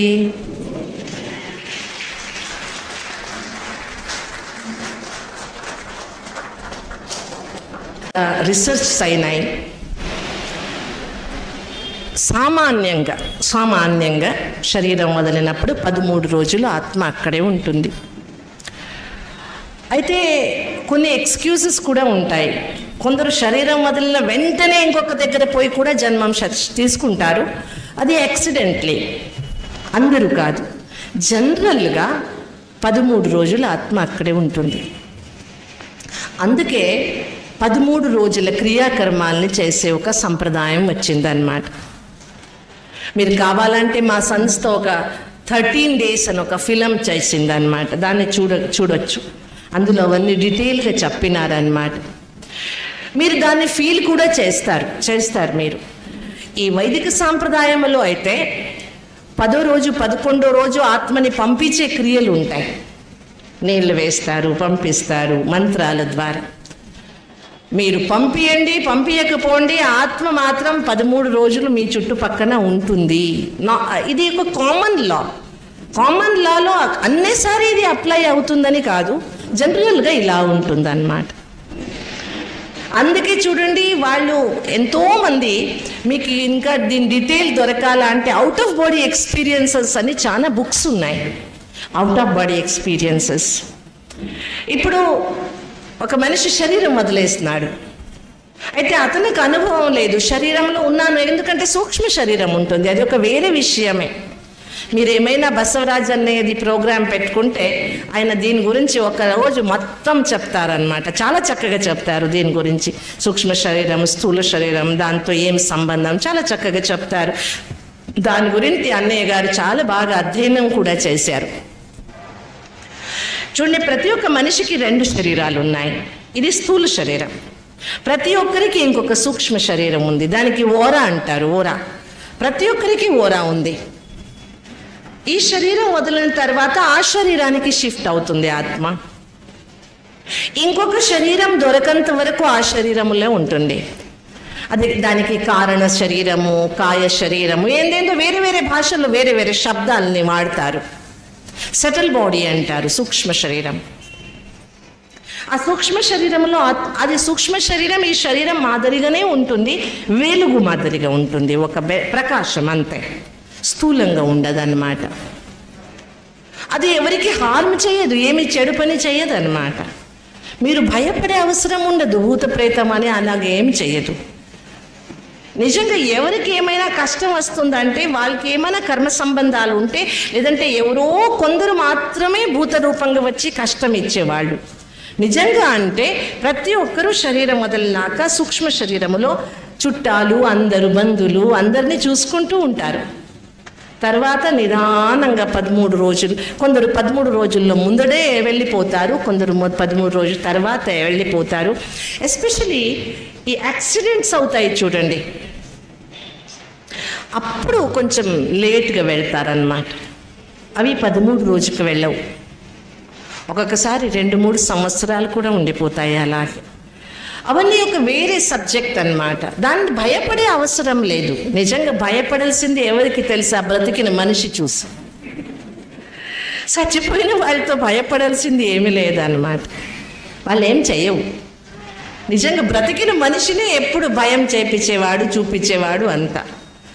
అయితే అందుకోసమే ఎవరైనా శరీరం వదిలితే వాళ్ళకి శాంతి దొరకాలని ప్రార్థించాలి, సద్గతి. ఇప్పుడు ఇంకొక అండర్లైన్ వచ్చింది మాట చెప్పేస్తాను. నేను శరీరం వదిలిన తర్వాత నా పేరుతో మీరు ఎంత దాన పుణ్యం చేసినా నాకు దొరకదు. అది అర్థమైందా మీకు? నా పేరుతో మీరు ఎంత దాన పుణ్యం చేసినా నాకు దొరకదు. నేను బ్రతికి ఉన్నప్పుడు ఏం చేస్తానో అది మాత్రమే నాకు దొరుకుతుంది. నేను చచ్చిపోయినాక మీరు నా పేరుతో సమాధానం కోసం ఏం చేసినా మీకు వచ్చిందే తప్ప నాకు రాలేదు. అందుకే ఏమైనా మంచి పని చేయాలా అంటే బ్రతికి ఉన్నప్పుడే చేయండి. తర్వాత చేస్తానని కాదు. తర్వాత చేసేది ఎవరు చేస్తారో వాళ్ళు పొందుతారు కదా. నాకు దొరకాలంటే నేను బ్రతికి ఉన్నప్పుడే, నేను చచ్చిపోయినాక 100 మందిని అందరు పిలిచి అన్నం పెట్టండి అని వద్దు. బ్రతికి ఉన్నప్పుడే అన్నం పెట్టేసేయండి, మీ ఎదురుగానే తినాలి, వాళ్ళు సంతోషపడతారు. అది చాలా ఇంపార్టెంట్ అన్నమాట. నాకు చాలా విచిత్రం అనిపించేది ఏది తెలుసా, అమ్మ నాన్న ఉన్నప్పుడు బాగా చూసుకోరు, వాళ్ళు వెళ్ళిపోయిన తర్వాత పెద్దగా శ్రాద్ధ కర్మాలని చేస్తారు. ఏం కర్మం, అలా చేస్తే ఏం వస్తుంది?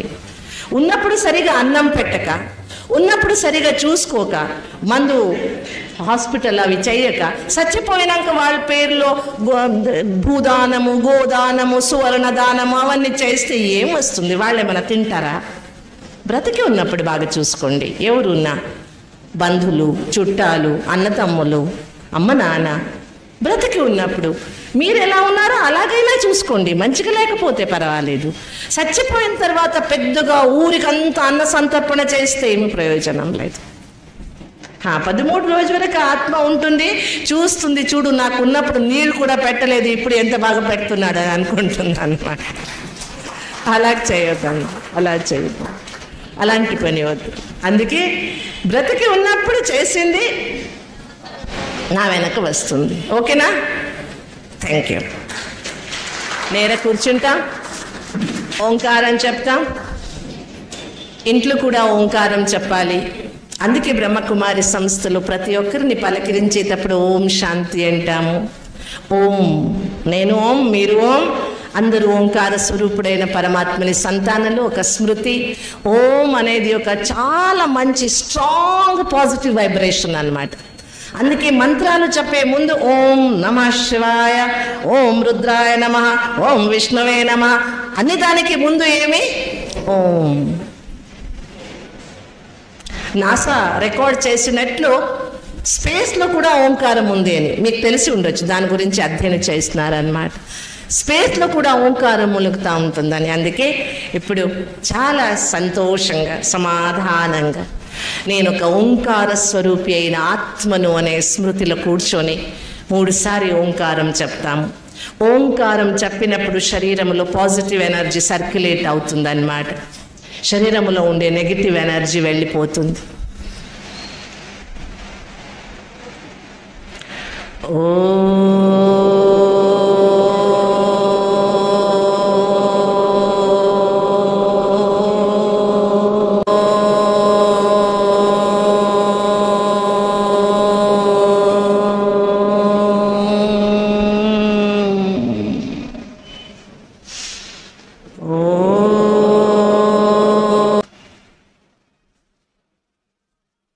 ఓంకారం యొక్క పవిత్ర ప్రకంపనాన్ని అనుభవం చేస్తూ అంతర్ముఖి అయి అంతరంగ ప్రయాణాన్ని మొదలు పెడతాం.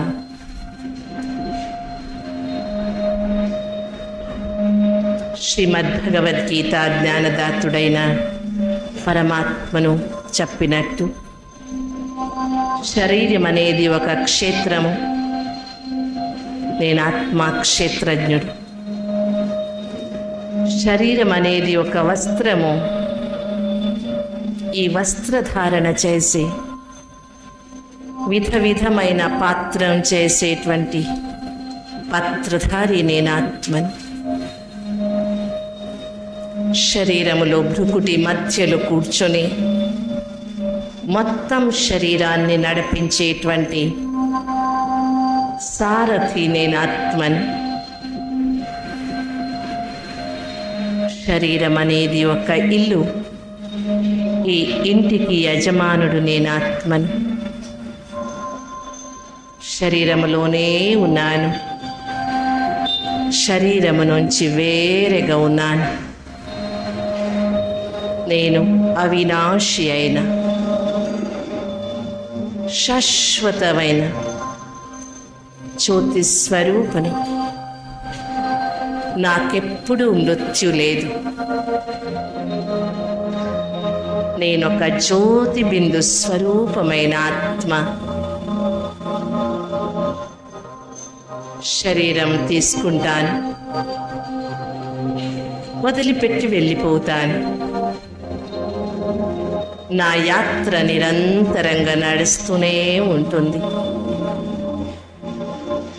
నేను ఆత్మ, ప్రకాశ స్వరూపం. నాలో ఏ అంధకారము లేదు, అశాంతి లేదు. సమస్యలు ఎన్ని ఉన్నా నేనాత్మ సమాధాన స్వరూపం, శాంత స్వరూపం. నేనాత్మ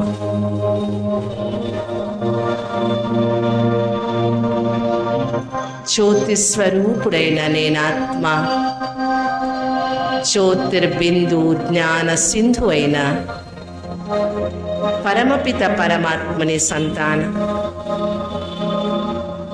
నా తల్లి, తండ్రి, బంధు, చుట్టాలు అన్ని స్వయం పరమాత్ముడు. అవినాశి తండ్రి యొక్క అవినాశి బిడ్డ నేను ఆత్మ. ఎప్పుడూ పరమాత్మ యొక్క ఛత్రఛాయలో నేను ఉంటాను. నేను నిశ్చింతంగా ఉన్నాను. సత్యస్వరూపుడైన, జ్ఞాన సాగరుడైన, ఆనంద సాగరుడైన, యోగేశ్వరుడైన పరమాత్మ నా తండ్రి ఎప్పుడూ నా తోడున్నాడు. నేనాత్మ పరమాత్మని స్మృతిలో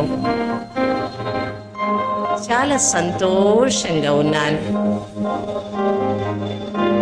పరమాత్మ స్మృతి నుంచి నాకు శక్తి దొరుకుతా ఉంది.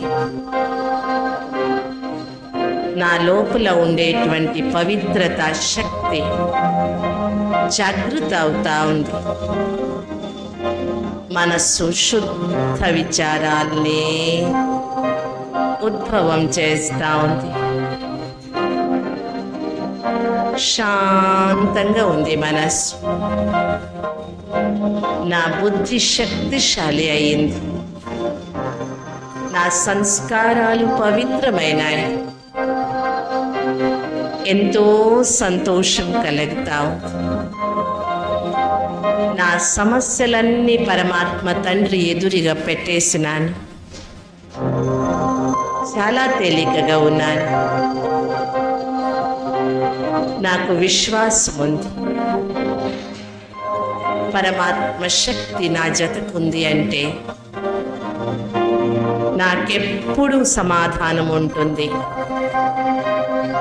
శాంతి ఉంటుంది. నేను ఆత్మ శాంత స్వరూపంగా ఉన్నాను. ప్రసన్న స్వరూపంగా ఉన్నాను. చాలా తేలికగా ఉన్నాను. ఏ బంధనాలు లేవు. మొత్తం ప్రపంచానికి శక్తిని పంచుతున్నాను. లోకా సమస్తా సుఖినో భవంతు, సర్వే జనాః సుఖినో భవంతు. అందరికీ శాంతి దొరకని, అందరూ సంతోషంగా ఉండని. ఓం శాంతి శాంతి శాంతి.